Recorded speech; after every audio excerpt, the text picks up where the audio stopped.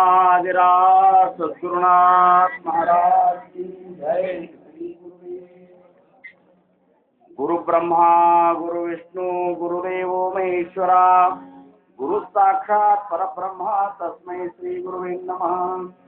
सदानंद सद्गुರು ಭಾವರಾಜ ಯೋಗಿ ರಾಮನೆಂದವತರಿಸಿದೆ ಭಕ್ತರ ಉದ್ಧಾರಕ್ಕಾಗಿ ತ್ರೈಲೋಕ್ಯದೊಡೆಯನೇ ಸದ್ಭಕ್ತರು ನಿಮ್ಮ ಕೀರ್ತಿಯ ಕೂಗಿ ನಮಸ್ಕಾರ ಗುರುರಾಯ ಶ್ರೀರಾಮಚಂದ್ರ ಯೋಗಿ ನಮಸ್ಕಾರ ಗುರುರಾಯ ಶ್ರೀರಂಗ ಯೋಗಿ ಜಯ ಜಯ ರಘುವೀರ ಪುಂಡರೀ ಪಾರ್ವತಿ ಪತೆ ಶಿವರ ರಮ राजाधिराज सद्गुरुनाथ महाराज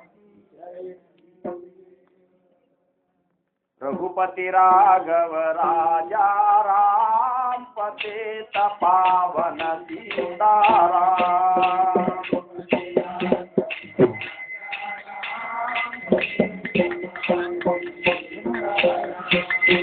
पतित पावन सीताराम पतित पावन सीताराम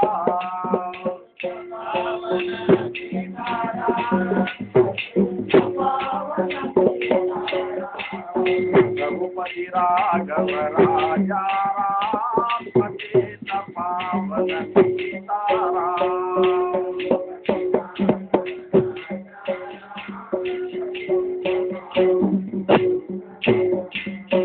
सुंदर माधव मेघश्याम जानकी जीवन राम राम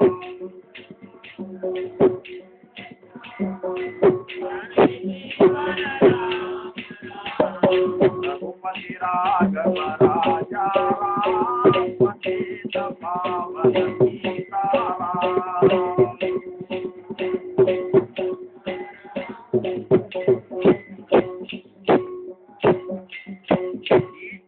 अल्लाह तेरे नाम सबको सन्मति दे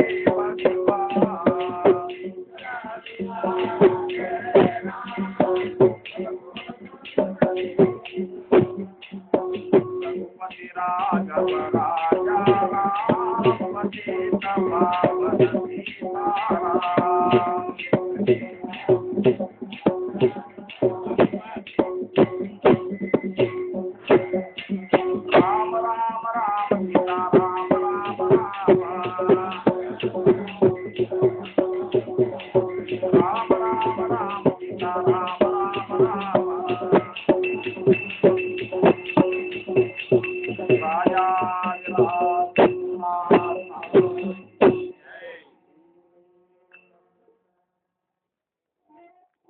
ಪ್ರಪ್ರಥಮವಾಗಿ ನಮ್ಮೆಲ್ಲರ ಆರಾಧ್ಯ ದೈವ ಶ್ರೀ ಸದ್ಗುರು ಸಮರ್ಥ ರಂಗರಾವ್ ಮಹಾರಾಜರ ಚರಣಾರವಿಂದಗಳಲ್ಲಿ ನನ್ನ ದೀರ್ಘದಂಡ ಪ್ರಣಾಮಗಳನ್ನು ಸಲ್ಲಿಸಿ ಕಾರ್ಯಕ್ರಮಕ್ಕೆ ಕಾರಣೀಭೂತರಾಗಿರುವಂತಹ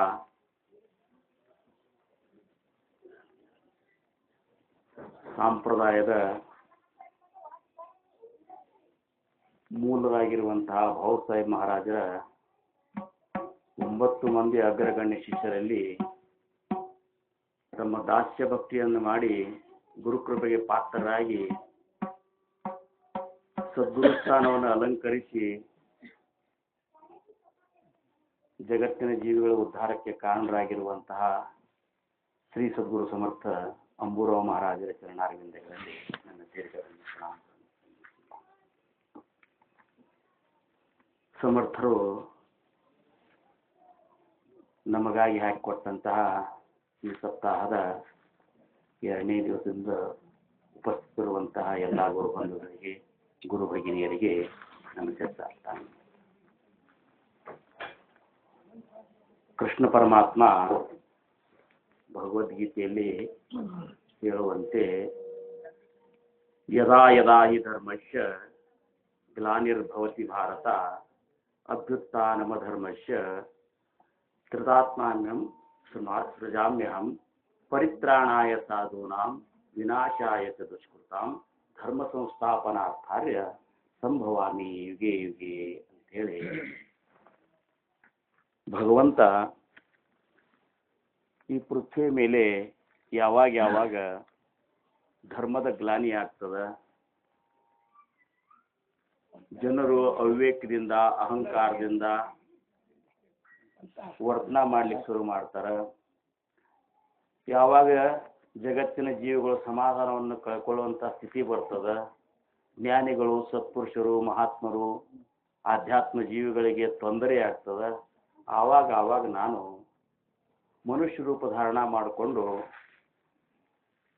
ಬಂದು ಮತ್ತೆ ಒಂದು ಧರ್ಮಕ್ಕೆ ಒಂದು ಉತ್ತೇಜನ ಕೊಡುವಂತ ಕಾರ್ಯ ಮಾಡ್ತಾನೆ ಅಂತನ್ನುವಂತ ಮಾತನ್ನ ಕೃಷ್ಣ ಪರಮಾತ್ಮ ಹೇಳ್ಯಾನ. ಅದರಂತೆ ಈ ಭೂಮಿಯ ಮೇಲೆ ಅನಾದಿ ಕಾಲದಿಂದಲೂ ಸಾಕಷ್ಟು ಜ್ಞಾನಿಗಳ ಅವತಾರ ಆಗ್ಯದ. ಅಂಥ ಒಂದು ಅವತಾರ 12ನೇ ಶತಮಾನದಲ್ಲಿ ಆಯಿತು. ಎಂಥ ಅವತಾರ ಅಂದ್ರೆ ಪರಿಪೂರ್ಣ ಅವತಾರ. ಬ್ರಹ್ಮ ವಿಷ್ಣು ಮಹೇಶ್ವರ ಮೂಲಮಾಯ ಈ 4 ಮಂದಿ ಅವತಾರ ಒಂದೇ ಗರ್ಭದಲ್ಲಿ ಆಗಿದ್ದು ವಿಚಾರ ಮಾಡಿದ್ರ ಬಹಳ ಅದ್ಭುತ. ಆ ಕಾಲದೊಳಗ ಪರಿಸ್ಥಿತಿ ಹೆಂಗಿತ್ತು ಅಂದ್ರ ಜ್ಞಾನದ ಗರ್ವವನ್ನ ಹೊತ್ತವರ ಸಮುದಾಯ ಭಾಳ ಇತ್ತವಾಗ. ಜ್ಞಾನಿಗಳು ನಾವೇ ಏನಪ್ಪಾ ಅಂದ್ರೆ ತಿಳ್ಕೊಂಡವ್ರು ಅಂತೇಳಿ ಪಂಡಿತರ ಒಂದು ಸಮುದಾಯ. ಅವ್ರಿಗೇನಂತಿದ್ರು ಅಂದ್ರ ಭೂದೇವರು ಅಂತಿದ್ರು. ಭೂದೇವರು ಅಂದ್ರೆ ಬ್ರಾಹ್ಮಣರು. ಪೈಠಣದೊಳಗ ಮತ್ತು ಕಾಶಿಯೊಳಗ ಬ್ರಾಹ್ಮಣರ ಗುಂಪು ಹೆಂಗಿತ್ತು ಅಂದ್ರೆ ನಾವೇ ತಿಳಿದವರು, ತಿಳಿದದ್ದು ಏನದಲ್ಲ ಅದು ನಾವೇ ತಿಳಿದೆವು, ಮತ್ತೆ ಯಾರೋ ಇದನ್ನು ತಿಳಿದಿಲ್ಲ ಅನ್ನುವಂಥ ಒಂದು ಗುಂಪಿತ್ತು. ಇನ್ನೊಂದು ಗುಂಪು ಹೆಂಗಿತ್ತು ಅಂದ್ರೆ ಮತ್ತು ಹೆಂಗೆ ಸಮಾಜದೊಳಗಿತ್ತು ಅಂದ್ರೆ ಬಹಳಷ್ಟು ಏನಪ್ಪಾ ಅಂದ್ರೆ ಪ್ರಪಂಚದೊಳಗೆ ಆಸಕ್ತರಾಗಿ ಒಂದು ಮೂಢತನದಿಂದ ಇರುವಂತ ಜನ ಸಮುದಾಯ ಅವಾಗ ಭಾಳ ಇತ್ತು. ತಿಳಿದವ್ರು ಏನು ಹೇಳ್ತಾರ ಅದಕ್ಕೆ ಹೂ ಅನ್ನುವಂಥ ಒಂದು ಸಮುದಾಯ. ಅಂಥ ಸಮಯದೊಳಗ ಭಗವಂತ ಅಂತಃಕರಣದಿಂದ ವಿಠೋಬಾ ಮತ್ತು ರುಕ್ಮಿಣಿಯವರ ಒಂದು ಗರ್ಭದಿಂದ ಈ 4 ಸಂತಾನಗಳು ಉತ್ಪತ್ತಿ ಆಯಿತು. ಅವ್ರು ಯಾರಪ್ಪ ಅಂದ್ರೆ ನಿವೃತ್ತಿ, ಜ್ಞಾನದೇವ, ಸೋಪಾನ ಮತ್ತು ಮುಕ್ತಾಬಾಯಿ. ಆ 4 ಅವತಾರದೊಳಗ ನಿವೃತ್ತಿ ಜ್ಞಾನದೇವ ಸಾಕ್ಷಾತ್ ವಿಷ್ಣುವಿನ ಅವತಾರ ಅಂತೇಳಿ ಕರೆಸ್ಕೊಂಡಂತ ಜ್ಞಾನೇಶ್ವರ ಮಹಾರಾಜರು ಈ ಒಂದು ಜ್ಞಾನಿಗಳಿಗಾಗಿ ಅಥವಾ ಈ ಪಂಡಿತರಿಗಾಗಿ ಮತ್ತು ಜಗತ್ತಿನ ಜೀವಿಗಳ ಒಂದು ಉದ್ಧಾರಕ್ಕಾಗಿ ತಮ್ಮ 22ನೇ ವಯಸ್ಸಿನ ಒಳಗಾಗಿಯೇ ಈ ಒಂದು ಭಗವದ್ಗೀತೆ ಮೇಲೆ ಜ್ಞಾನೇಶ್ವರಿ ಅನ್ನುವಂಥ ಗ್ರಂಥವನ್ನ ಗುರುಕೃಪೆಯ ಒಂದು ಗುರುವಿನ ಆಜ್ಞೆಯ ಮೇರೆಗೆ ರಚನೆ ಮಾಡಿದರು. ಅದು ಹೆಂಗ ಅಂದ್ರೆ ಇವರು ಹೇಳಿದ್ರು, ಬರೆಯುವವ ಯಾರಿದ್ರು ಅಂದ್ರೆ ಬರೆಯುವವ ಏನಪ್ಪಾ ಅಂದ್ರೆ ಚೈತನ್ಯ ಅನ್ನುವಂಥ ಒಬ್ಬ ವ್ಯಕ್ತಿ ತೀರ್ಕೊಂಡಿದ್ದ. ಚೈತನ್ಯ ಅಂತೇಳಿ ಹೆಸರಿನ ಒಬ್ಬ ವ್ಯಕ್ತಿ ತೀರ್ಕೊಂಡಿದ್ದ. ಆವಾಗ ಈ 4 ಮಂದಿ ಸಣ್ಣ ಹುಡುಗರು ಹೊಂಟಿದ್ರು. ಅವ್ರ ಮನೆಯವರು ಬಂಧು ಬಳಗದವರು ಹಳ್ಳಿ ಕತ್ತಿದ್ರು. ಯಾಕಪ್ಪ ಇಷ್ಟು ದುಃಖ ಮಾಡ್ತೀರಿ? ಇಲ್ಲ ತೀರ್ಕೊಂಡಾನ ಚೈತನ್ಯ ಅಂತೇಳಿ. ಮತ್ತು ಸಹಜಿಕ ತೀರ್ಕೊಂಡ್ ಕೂಡಲೇ ಅವಳು ಸಹಜಿಕ. ಅವಾಗ ಅವ್ರಂದ್ರು ಜ್ಞಾನೇಶ್ವರ ಮಹಾರಾಜರು, ಹೆಸರು ಚೈತನ್ಯದ ಅವ ತೀರ್ಕೋತಾನೆ ಹೆಂಗ ಅಂದ್ರ ಅವರು. ಹೆಸರ ಚೈತನ್ಯ ಯಾವ ಸಚ್ಚಿತ್ ಆನಂದ ಸ್ವರೂಪದ ಅದು ಸಾಯ್ತದ ಹೆಂಗ? ಅಂತ ಹೇಳಿ ಏನು ಮಾಡಿದ್ರು ಅವರು, ತಮ್ಮ ಕಮಂಡದೊಳಗಿನ ನೀರು ತಗೊಂಡು ಸಿಡಿಸಿದಾಗ ಆ ಚೈತನ್ಯ ಅನ್ನುವಂಥ ವ್ಯಕ್ತಿ ಎದ್ದು ಕೂತಾಗ ಅವ್ರು ಹೇಳಿದರು, ಮತ್ತು ನನ್ನ ಯಾಕೆ ಬದುಕಿಸಿದ್ರಿ ಅಂತ ಹೇಳಿ ಕೇಳಿದವ. ಕೇಳಿದ ಕೂಡಲೇ ಅವ್ರು ಹೇಳಿದರು, ಈಗ ದೊಡ್ಡ ಕಾರ್ಯ ನಿನ್ನಿಂದ ಆಗಬೇಕಾಗ್ಯದ, ನಿವೃತ್ತಿನಾತ್ರ ಒಂದು ಆಜ್ಞೆಯ ಪ್ರಕಾರ ಜ್ಞಾನೇಶ್ವರಿಯನ್ನು ಬರೀಬೇಕಾಗ್ಯದ, ಆ ಬರೆಯುವಂಥ ಕೆಲಸ ನಿನ್ನಿಂದ ಆಗಬೇಕು ಅಂತೇಳಿ ನಿನಗೆ ಮತ್ತೆ ಜನ್ಮ ಕೊಟ್ಟದಾಗ್ಯದ ಅಂತೇಳಿ ಆ ಚೈತನ್ಯದಿಂದ ಬರೆಸಿದಂತಹ ಜ್ಞಾನೇಶ್ವರಿ ಗ್ರಂಥ. ಬಹಳ ದೊಡ್ಡ ಗ್ರಂಥ, ಮಹಾನ್ ಗ್ರಂಥ. ಗ್ರಂಥ ಒಳಗೆ ವಿಶೇಷ ಗ್ರಂಥಗಳು ಯಾವಪ್ಪ ಅಂದ್ರೆ, ಒಂದು ಜ್ಞಾನೇಶ್ವರಿ, ಸಮರ್ಥ ರಾಮದಾಸ್ ಮಹಾರಾಜರು ಬರೆದಂಥ ದಾಸಬೋಧ ಮತ್ತು ಏಕನಾಥ್ ಮಹಾರಾಜರು ಬರೆದಂಥ ಭಾಗವತ. ಈ 3 ಗ್ರಂಥಗಳು ಮನುಷ್ಯನ ಜೀವನವನ್ನು ಉದ್ಧಾರಕ್ಕಾಗಿಯೇ ಇರುವಂಥ ಗ್ರಂಥಗಳು. ಸಾಕಷ್ಟು ಗ್ರಂಥಗಳು ಇರಬಹುದು, ಅಲ್ಲಿ ಜ್ಞಾನವನ್ನು ಸುರಿಸ್ತಿರ್ಬೋದು, ಆದ್ರೆ ಈ 3 ಗ್ರಂಥದೊಳಗೆ ಇರುವಂಥ ಕಳಕಳಿ ಏನಂದ್ರೆ, ಬದ್ಧನು ಸಿದ್ಧನಾಗಬೇಕು ಅನ್ನುವಂಥ ಕಳಕಳಿಯಿಂದ ಹೊಂದಿದಂಥ ಗ್ರಂಥಗಳು.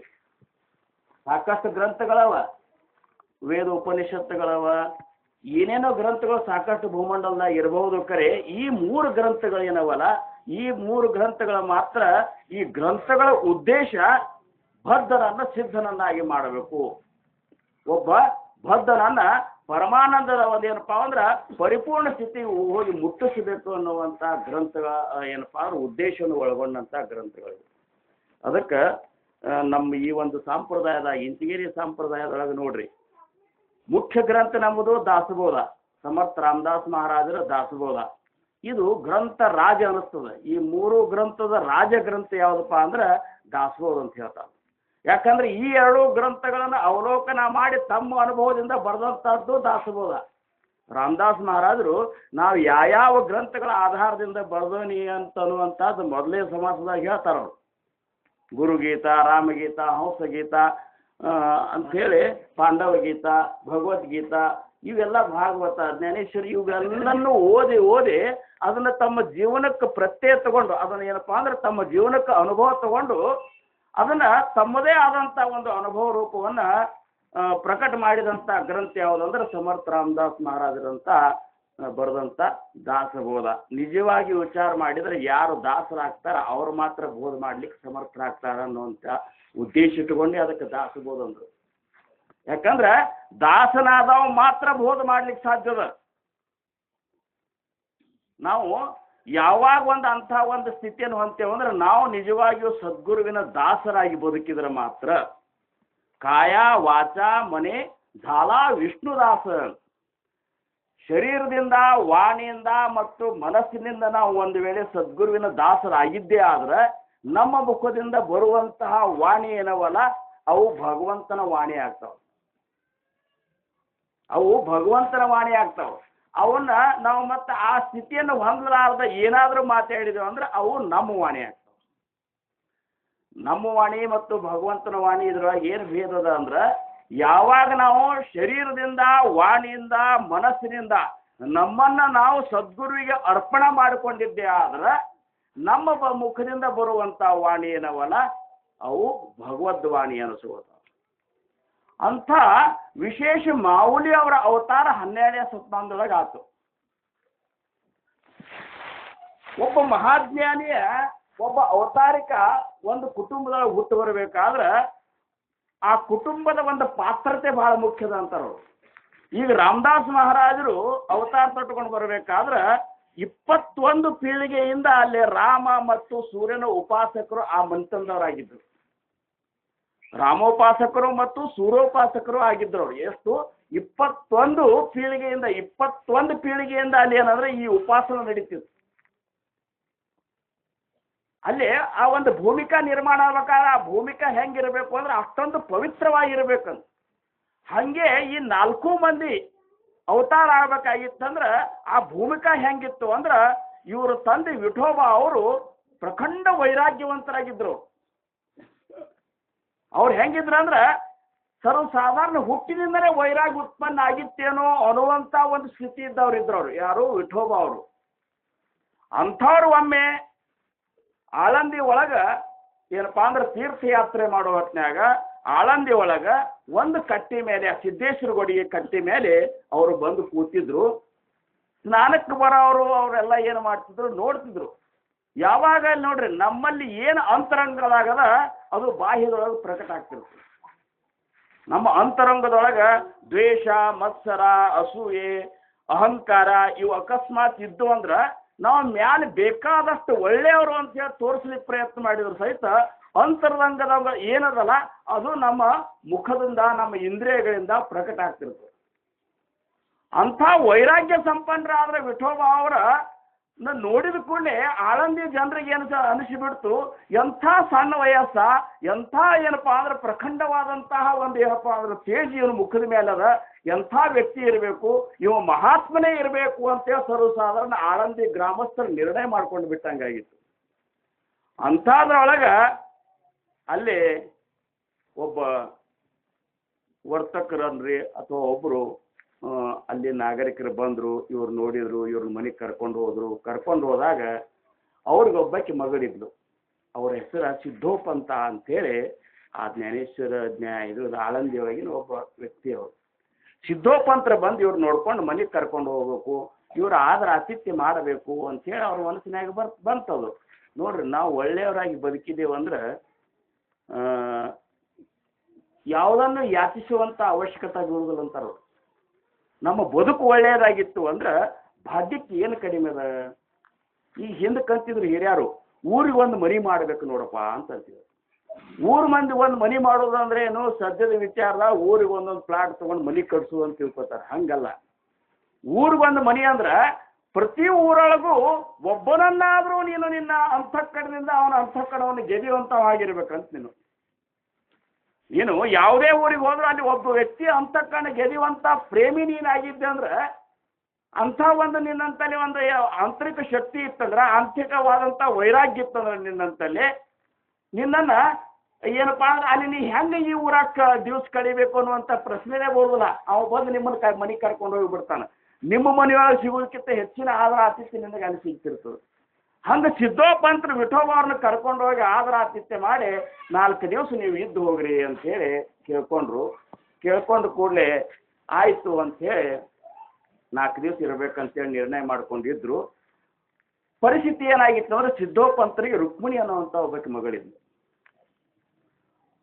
ಆಕಿ ಲಗ್ನ ಒಳಗೆ ನೋಡ್ರಿ ಅವ್ರು ಒಂದು ಹೆತ್ತು, ಇಂಥ ಒಂದು ಏನಪ್ಪಾ ಅಂದ್ರೆ ಯೋಗ್ಯ ವರ ನಮಗೆ ಎಲ್ಲಿ ಸಿಗ್ತಾನೆ?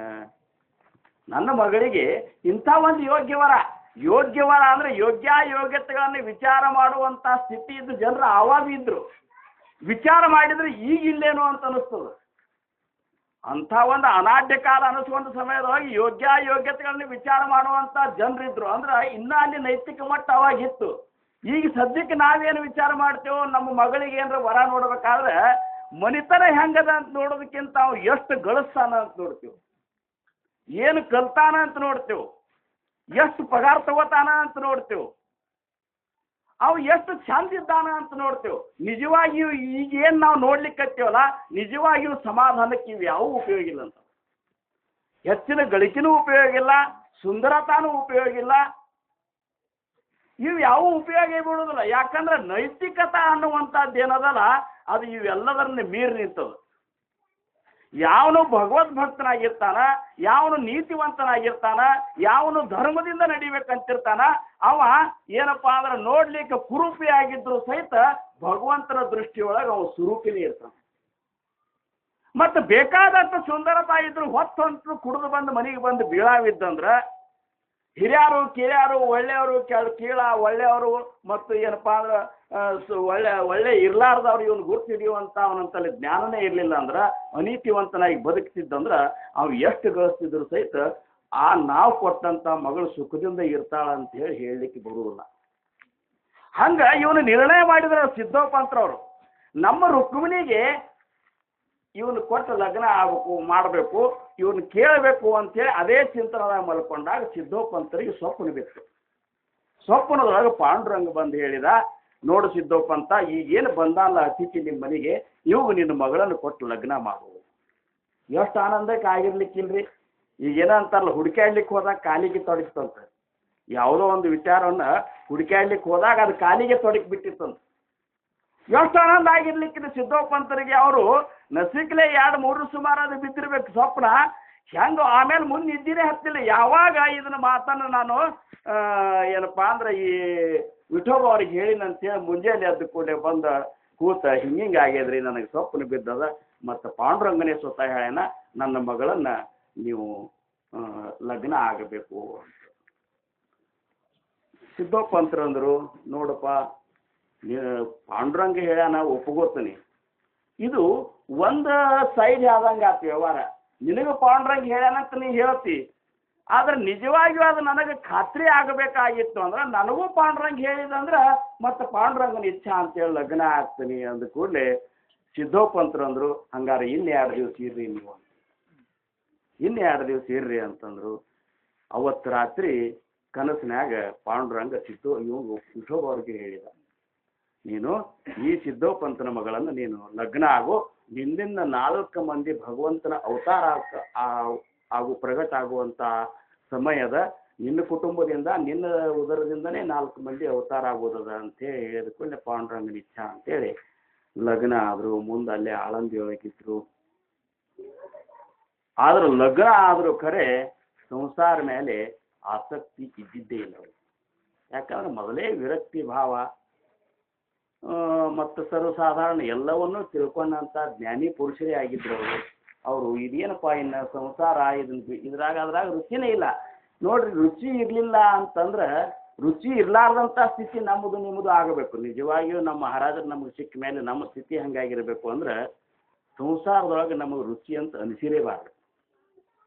ಯಾಕೆ ಅನಿಸ್ಬೇಕು ಅಂತ ನಾ ಕೇಳ್ತೀನಿ. ನಮಗೆ ಅಕಸ್ಮಾತ್ ಸಂಸಾರದೊಳಗೆ ರೊಕ್ಕದೊಳಗೆ ದುಡ್ಡಿನೊಳಗೆ ಆಸ್ತಿ ಒಳಗೆ ಬಂಧು ಬಾಂಧವರೊಳಗೆ ಇವ್ರೊಳಗೆ ಆಸಕ್ತಿ ಪ್ರೇಮ ನಮ್ಮಲ್ಲಿ ಪ್ರಕಟ ಆಗಲಿಕ್ಕತ್ತಿತ್ತು, ಉತ್ಪನ್ನ ಆಗಲಿಕ್ಕತ್ತಿತ್ತು ಅಂದ್ರೆ ನಾವು ವಿಚಾರ ಮಾಡಿದೇವು ಅಂದ್ರೆ ಯಾವುದನ್ನು ನಾವು ಪ್ರೇಮವಾಗಿ ಆಸಕ್ತಿಯಾಗಿ ನಾವು ನೋಡ್ಕೊಳಿಕತ್ತಲ್ಲ ಅಂಥದ್ದನ್ನು ನಮ್ಮ ಮಹಾರಾಜರು ತಿರಸ್ಕಾರ ಮಾಡಿ ಬಂದಿರಲ್ಲ. ನಮ್ಮ ಮಹಾರಾಜರು ನಮಗೆ ಉಪದೇಶ ಕೊಟ್ಟಂಥ ಸದ್ಗುರುನಾಥ ಇವೆಲ್ಲವನ್ನೂ ತ್ಯಾಗ ಮಾಡಿ ಬಂದ ಅಂದಾಗ ಅವತ್ರಾಗ ರುಚಿ ಇಲ್ಲ ಅಂತೇಳಿ ನಮ್ಮ ಮಹಾರಾಜರು ಬಂದಾಗ ನಾವು ಅದ್ರಾಗ ರುಚಿಯನ್ನು ಹುಡುಕಾಡ್ಲಿಕ್ಕತ್ತೇವಂದ್ರೆ ನಿಜವಾಗಿಯೂ ನಮಗೆ ಏನು ಬೇಕದು ಅನ್ನುವಂಥದ್ದು ಇನ್ನೂ ನಮಗೆ ತಿಳಿದೋದಿಲ್ಲೋ ಅಂತ ಅನಿಸ್ತದೆ.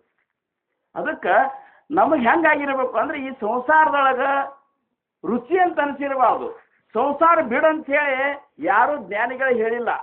ಸಮರ್ಥರಂತಾರ ಮನಾತಿ ಶ್ಲೋಕದೊಳಗೆ ಎಲ್ಲಿ ನಾಮಸ್ಮರಣೆಗೆ ನಿನಗೆ ತೊಂದರೆ ಬರ್ತದಲ್ಲ ಆವಾಗ ನೀನು ಸಂಸಾರದಾಗಿದ್ರು ಸಹಿತ ಬಿಟ್ಟು ನೀನು ಅಡವಿಗೆ ಹೋಗಪ್ಪ. ಮತ್ತು ನಿನಗೆ ಸಂಸಾರದಾಗ ನಿನಗೆ ಅದ್ರ ತೊಂದರೆನೇ ಇಲ್ಲ ಅಧ್ಯಾತ್ಮ ಮಾಡಲಿಕ್ಕೆ ನಾಮಸ್ಮರಣೆ ಮಾಡಲಿಕ್ಕೆ ಅಂದಾಗ ಸಂಸಾರ ಬಿಡುವಂಥ ಅವಶ್ಯಕತೆ ಇಲ್ಲ. ನಿಜವಾಗಿ ನಮ್ಮ ಮಹಾರಾಜರ ಏನು ಅನುಗ್ರಹವಾಗಿರುವಂಥ ಕುಟುಂಬದೊಳಗೆ ಯಾರಿಗೂ ನಾಮಸ್ಮರಣೆ ಮಾಡಲಿಕ್ಕೆ ಆಗಲಿ ಭಜನೆ ಮಾಡಲಿಕ್ಕೆ ಆಗಲಿ ಪ್ರಪಂಚಿಕರು ತೊಂದರೆ ಅಂತರೂ ಮಾಡೋದಿಲ್ಲ. ಯಾಕಂದ್ರೆ ಇಡೀ ಕುಟುಂಬನೇ ಮಹಾರಾಜರ ಒಂದು ಆಶ್ರಯದಾಗಿ ಬೆಳೆಯೋ ಹೊತ್ತಿನಾಗ ಮಹಾರಾಜರ ಸಂಬಂಧ ಯಾರಾದರೂ ಮನೆಯ ಸದಸ್ಯರು ಏನಾದರೂ ಭಕ್ತಿ ಕಾರ್ಯ ಮಾಡ್ತಾರಂದ್ರೆ ಯಾರಿಗೂ ತೊಂದರೆ ಇಲ್ಲ. ತೊಂದರೆ ಇಲ್ಲ ಅಂತಂದಾಗ ಪ್ರಪಂಚ ಬಿಡೋದು ಬೇಡ. ಪ್ರಪಂಚ ನಿಮಿತ್ತ ಮಾತ್ರದೊಳಗೆ ನಾವು ಮಾಡಿ ಸದ್ಗುರುನಾಥನನ್ನು ನಾವು ಏನಪ್ಪಾ ಅಂದ್ರೆ ಒಲಿಸ್ಕೊಳ್ಳುವಂಥ ಕಾರ್ಯಕ್ಕಾಗಿ ನಾವು ಎಷ್ಟು ಸಮಯ ಕಳಿಬಹುದು. ಆದ್ರೆ ಅವ್ರಿಗೆ ಮಾತ್ರ ಹಂಗೆ ಅನಿಸುತ್ತೆ ಈ ಪ್ರಪಂಚದಾಗ ನಿಸ್ಸಾರದ ಇದನ್ನು ಬಿಟ್ಟೇ ಬಿಡಬೇಕು, ಯಾವಾಗ ಬಿಡಲಿ ನಾನು ಸನ್ಯಾಸತ್ವ ಸ್ವೀಕಾರ ಮಾಡಬೇಕು ಅನ್ನುವಂಥದ್ದು ಅಂತಃಕರಣದಾಗ ಕಟ್ಲಿಕ್ಕತ್ತಿತ್ತು ವಿಠೋಬ ಅವರಿಗೆ. ಕೊನೆಗೊಮ್ಮೆ ಅವ್ರು ಏನಂದ್ರು, ಹೆಂಡತಿ ಜೋಡಿ ಸರಿಯಾಗಿ ಮತ್ತು ಪ್ರಪಂಚದಾಗ ನೋಡ್ರಿ ಪ್ರೇಮ್ ಇತ್ತಂದ್ರೆ ಅವ್ರು ಬೈದು ಸಹಿತ ನಾವು ಮಾತಾಡಿಸ್ತೇವೆ. ನಮಗೆ ನಿಜವಾಗಿಯೂ ಅದ್ರಾಗ ಪ್ರೇಮ್ ಇತ್ತಂದ್ರೆ ಸೀತು ಅಂದ್ರೂ ಸಹಿತ ನಮಗೆ ಅದ್ರಾಗ ಪ್ರೇಮ್ ಇತ್ತು ಅಂದ್ರೆ ಏನು ನೋಡೋದಿಲ್ಲ ಮನುಷ್ಯ. ಬಯಸ್ಕೊಂಡ್ರು ಸಹಿತ ಎಷ್ಟು ಮಂದಿ ಕುಟುಂಬದಾಗ ಬೈದ್ರು ಸಹಿತ ತಿರುಗಿ ಇದು ಮಾಡಿ. ನಮ್ಮ ಮಹಾರಾಜರಿಗೆ ನೋಡ್ರಿ ಎಷ್ಟು ಸೂಕ್ಷ್ಮ ಇತ್ತು ಅವಾಗ. ಆ ಹತ್ತಿ ಬಿಡಿಸ್ಲಿಕ್ಕೆ ಹೋದಂಥವ್ರು ಬಂದು ಅವ್ರಿಗೆ ಹತ್ತಿ ಹಾಕಬೇಕಾಗಿತ್ತು ಕೂಲಿ. ಹತ್ತಿ ಕೂಲಿಗೆ ಹಾಕಬೇಕಾದಾಗ ಮನೆಯವ್ರು ಎಲ್ಲೇ ಹೋಗಿದ್ರು ಆಕೆ ಬರೋ ತಡ ಆಗ್ತದ, ಪಾಸ್ ಮುಂಜಾನೆ ಹಿಡ್ದ ದುಡ್ದಾರ, ಈ ಒಂದು ಕೂಲಿ ಸಂಬಂಧ ಇವ್ರು ಮನೆ ಬಿಟ್ಕೊಂಡು ಇಲ್ಲಿ ಕಾಯ್ಕೊತ ಕೂಡೋದು ಬೇಡ, ನಾನೇ ಹಾಕಬೇಕು ಅಂಥೇಳಿ ನಮ್ಮ ಮಹಾರಾಜರು ಹತ್ತಿ ಹಾಕ್ಲಿಕ್ಕೆ ಹೋದ್ರು. ಹತ್ತಿ ಹಾಕೋತ್ನಾಗ ಭಾವ ಹೆಂಗಿತ್ತು ಅಂದ್ರೆ ಎಷ್ಟು ಹಾಕಬೇಕು ಅನ್ನೋ ಅಂಥದ್ದಿಲ್ಲ, ಇದ್ದಷ್ಟೆಲ್ಲ ಹಾಕಬೇಕು ಅನ್ನೋದು. ಈಗ ಹಂಗೆ ಗುರುನಾನಕರು ಒಂದು ಅಡತೆ ಒಳಗಿದ್ದಾಗ ಜ್ವಾಳ ಆಳಿಲಿಕ್ಕತ್ತಿದ್ರಂತೆ. ಜ್ವಾಳ ಆಳಿ ಹೊತ್ನ್ಯಾಗ ಹಾಕ್ತಿದ್ರು 1 2 3 4 5 10 11 12 13 ಅನ್ಕೋತ ತೇರ ಅಂತ ಹಾಕೋತಿರ್ಬಿಡು. ಅಂದ್ರೆ ಎಲ್ಲ ತೇರ ಅಂದ್ರೆ ಹಿಂದಿಯೊಳಗೆ ನಿಂದು ಎಲ್ಲ ನಿಂದು ಅಂತೇಳಿ ಅವ್ರಿಗೆ ಏನಪ್ಪಾ ಅಂದ್ರೆ ಸಮಾಧಿ ಹತ್ತಿ ಬಿಡ್ತು. ಹಂಗೆ ನಮ್ಮ ಮಹಾರಾಜರಿಗೇನು ಹಾಕಿಬಿಡು, ಹ್ಞೂ ತಗೋರವ, ಹ್ಞೂ ಹೋಗ್ರವ ಅಷ್ಟೊಂದಕ್ಕೆ ಮನೆಯವ್ರು ಬಂದರು, ಇದೇನು ಮಾಡ್ಲಿಕ್ಕೆ ಹಚ್ಚಿರಂದ್ರು. ಒಂದು ವ್ಯವಹಾರದ ಅದು ಏನಪ್ಪ ಪ್ರಪಂಚದೊಳಗೆ ಎಷ್ಟು ದುಡಿತಾರ ಅಂತ ಹಾಕ್ಲಿಕ್ಕೆ ಒಂದು ಪದ್ಧತಿ ಅದ. ನೀವು ಮನ್ಸಿಗೆ ಬಂದಂಗೆ ಹಾಕಿರೋ ನಿಮಗೇನು ಬರುವುದಿಲ್ಲ ನಡ್ರಿ ನೀವು ಅಂತಂದ್ರಿ. ನಿಮಗೆ ತಿಳಿದಿಲ್ಲ, ಇದು ನೀವು ಮಾಡ್ಲಿಕ್ಕೆ ನೀಗುವುದಿಲ್ಲ, ನೀವು ಸರಿರಿ ಅಂತಂದ್ರು. ಇಷ್ಟೇ ಮಾತು ನಮ್ಮ ಮಹಾರಾಜರಿಗೆ ಸಾಕಾಗಿತ್ತು. ನಿಮಗೆ ತಿಳಿದಿಲ್ಲ ಸರಿರಿ ಅಂತ ಅಂದ ಕೂಡಲೇ ಅವರು ಪ್ರಪಂಚದಿಂದ ಸರಿದು ಬಿಟ್ರು. ಜ್ಞಾನಿಗಳಿಗೆ, ಅಧ್ಯಾತ್ಮದ ಒಂದು ಚಿಂತನಗಾರರಿಗೆ, ಭಗವತ್ ಪ್ರೇಮಿಗಳಿಗೆ, ಭಗವದ್ ಭಕ್ತರಿಗೆ ಪ್ರಪಂಚದ ಇಷ್ಟೇ ಮಾತು ಸಾಕ. ಆದ್ರೆ ನಮಗೇನಾಗ್ತದೆ, ಎಷ್ಟು ಅಂದ್ರು ಏನು, ಎಷ್ಟು ಇದು ಮಾಡಿದ್ರೆ ಏನು, ನಮಗೆ ಗೊತ್ತಾಗ್ತದೆ. ಏನು ಗೊತ್ತಾಗೋದಿಲ್ಲ. ನಮ್ಮನ್ನು ಎಷ್ಟು ಪ್ರೇಮ ಮಾಡ್ತಾರೆ, ಎಷ್ಟು ಪ್ರೇಮ ಮಾಡೋದಿಲ್ಲ, ನಮ್ಮ ಅವಶ್ಯಕತೆ ಈ ಪ್ರಪಂಚದೊಳಗೆ ಎಷ್ಟದ ಎಷ್ಟಿಲ್ಲ ನಾವು ಶೋಧ ಮಾಡಿದ್ವಿ ಅಂದ್ರೆ ಗೊತ್ತದ. ಯಾವಾಗ ಒಂದು ಸ್ಥಿತಿ ಇರ್ತದೆ ಆವಾಗ ಅವಶ್ಯಕತೆ ಇರ್ತದೆ. ಹೆಂಗೆ ಮುಂದೆ ಹೋದಾಗ ಅವಶ್ಯಕತೆ ಇವ್ರದ್ದು ಕಡಿಮೆ ಅದ ಅಂತನ್ನೋದು ಪ್ರಕಟ ಆಗ್ತದೆ. ಕರೆ ನಾವೇ ಅಲ್ಲಿ ಅವಶ್ಯಕತೆ ಅದ ಅಂತನ್ನೋದು ನಿರ್ಣಯ ಮಾಡ್ಕೋತೇವೆ. ನಾವು ಬೇಕು ಅಂತ ತಿಳ್ಕೊಂಡು ನಾವು ಅಲ್ಲೇ ಇರ್ತೀವಿ. ಆದ್ರೆ ವಿಠೋಬಾ ಅವರು ಅಲ್ಲಿರಲಿಲ್ಲ. ಅವ್ರೇನು ಮಾಡಿಬಿಟ್ರು, ಸನ್ಯಾಸ ಸ್ವೀಕಾರ ಮಾಡಲಿಕ್ಕೆ ಕಾಶಿಗೆ ಹೋದ್ರು. ಕಾಶಿ ಒಳಗೆ ರಾಮಾನಂದ ಗುರುಗಳು ಅಂತೇಳಿ ದೊಡ್ಡ ಗುರುಗಳು. ರಾಮಾನಂದ ಗುರುಗಳು ಅಂದ್ರೆ ಸಾಧಾರಣ ಆಗಿನ ಕಾಲದೊಳಗೆ ಕಾಶಿ ಒಳಗೆ ಆತ್ಮಜ್ಞಾನಿ ಸದ್ಗುರು ಅನ್ನೋರು ಒಬ್ಬರೇ ಯಾರಂದ್ರೆ ರಾಮಾನಂದ ಗುರುಗಳು. ಕಬೀರದಾಸರ ಗುರುಗಳು ಅವರೇ. ಕಬೀರದಾಸರ ಗುರುಗಳು ರಾಮಾನಂದ ಗುರುಗಳು. ಆ ಗುರುಗಳು ಅಂತಲ್ಲಿ ಹೋಗಿ ನಮಸ್ಕಾರ ಮಾಡಿದ ಕೂಡಲೇ, ಯಾಕಪ್ಪ ಅಂತ ಕೇಳಿದ ಕೂಡಲೇ ನಮಸ್ಕಾರ ಮಾಡಿದ, ನಾನು ಸನ್ಯಾಸತ್ವ ಸ್ವೀಕಾರ ಮಾಡ್ಬೇಕಂತ ಮಾಡಿ. ಮಂದಿನಿಗೆ ಯಾರು ಇದ್ದಾರನೋ ಹೆಂಡ್ರು ಮಕ್ಕಳು ಏನು ಇದ್ದಾರೆ ಅಂತ ಕೇಳಿದ್ರು. ಅವಾಗ ಏನು ಗುರುವಿನ ಮುಂದೆ ಒಂದು ಒಳ್ಳೆ ಕಾರ್ಯ ಆಗೋ ಸಂಬಂಧ ಅಂತೇಳಿ, ಅಥವಾ ಒಂದು ಒಳ್ಳೆ ನನ್ನ ಇಚ್ಛಾಪೂರ್ತಿ ಆಗೋ ಸಂಬಂಧ ನನಗೆ ಯಾರೂ ಇಲ್ಲ ಗುರುದೇವ ಅಂದ ಕೂಡಲೇ ಸನ್ಯಾಸತ್ವ ಕೊಟ್ಟುಬಿಟ್ರು.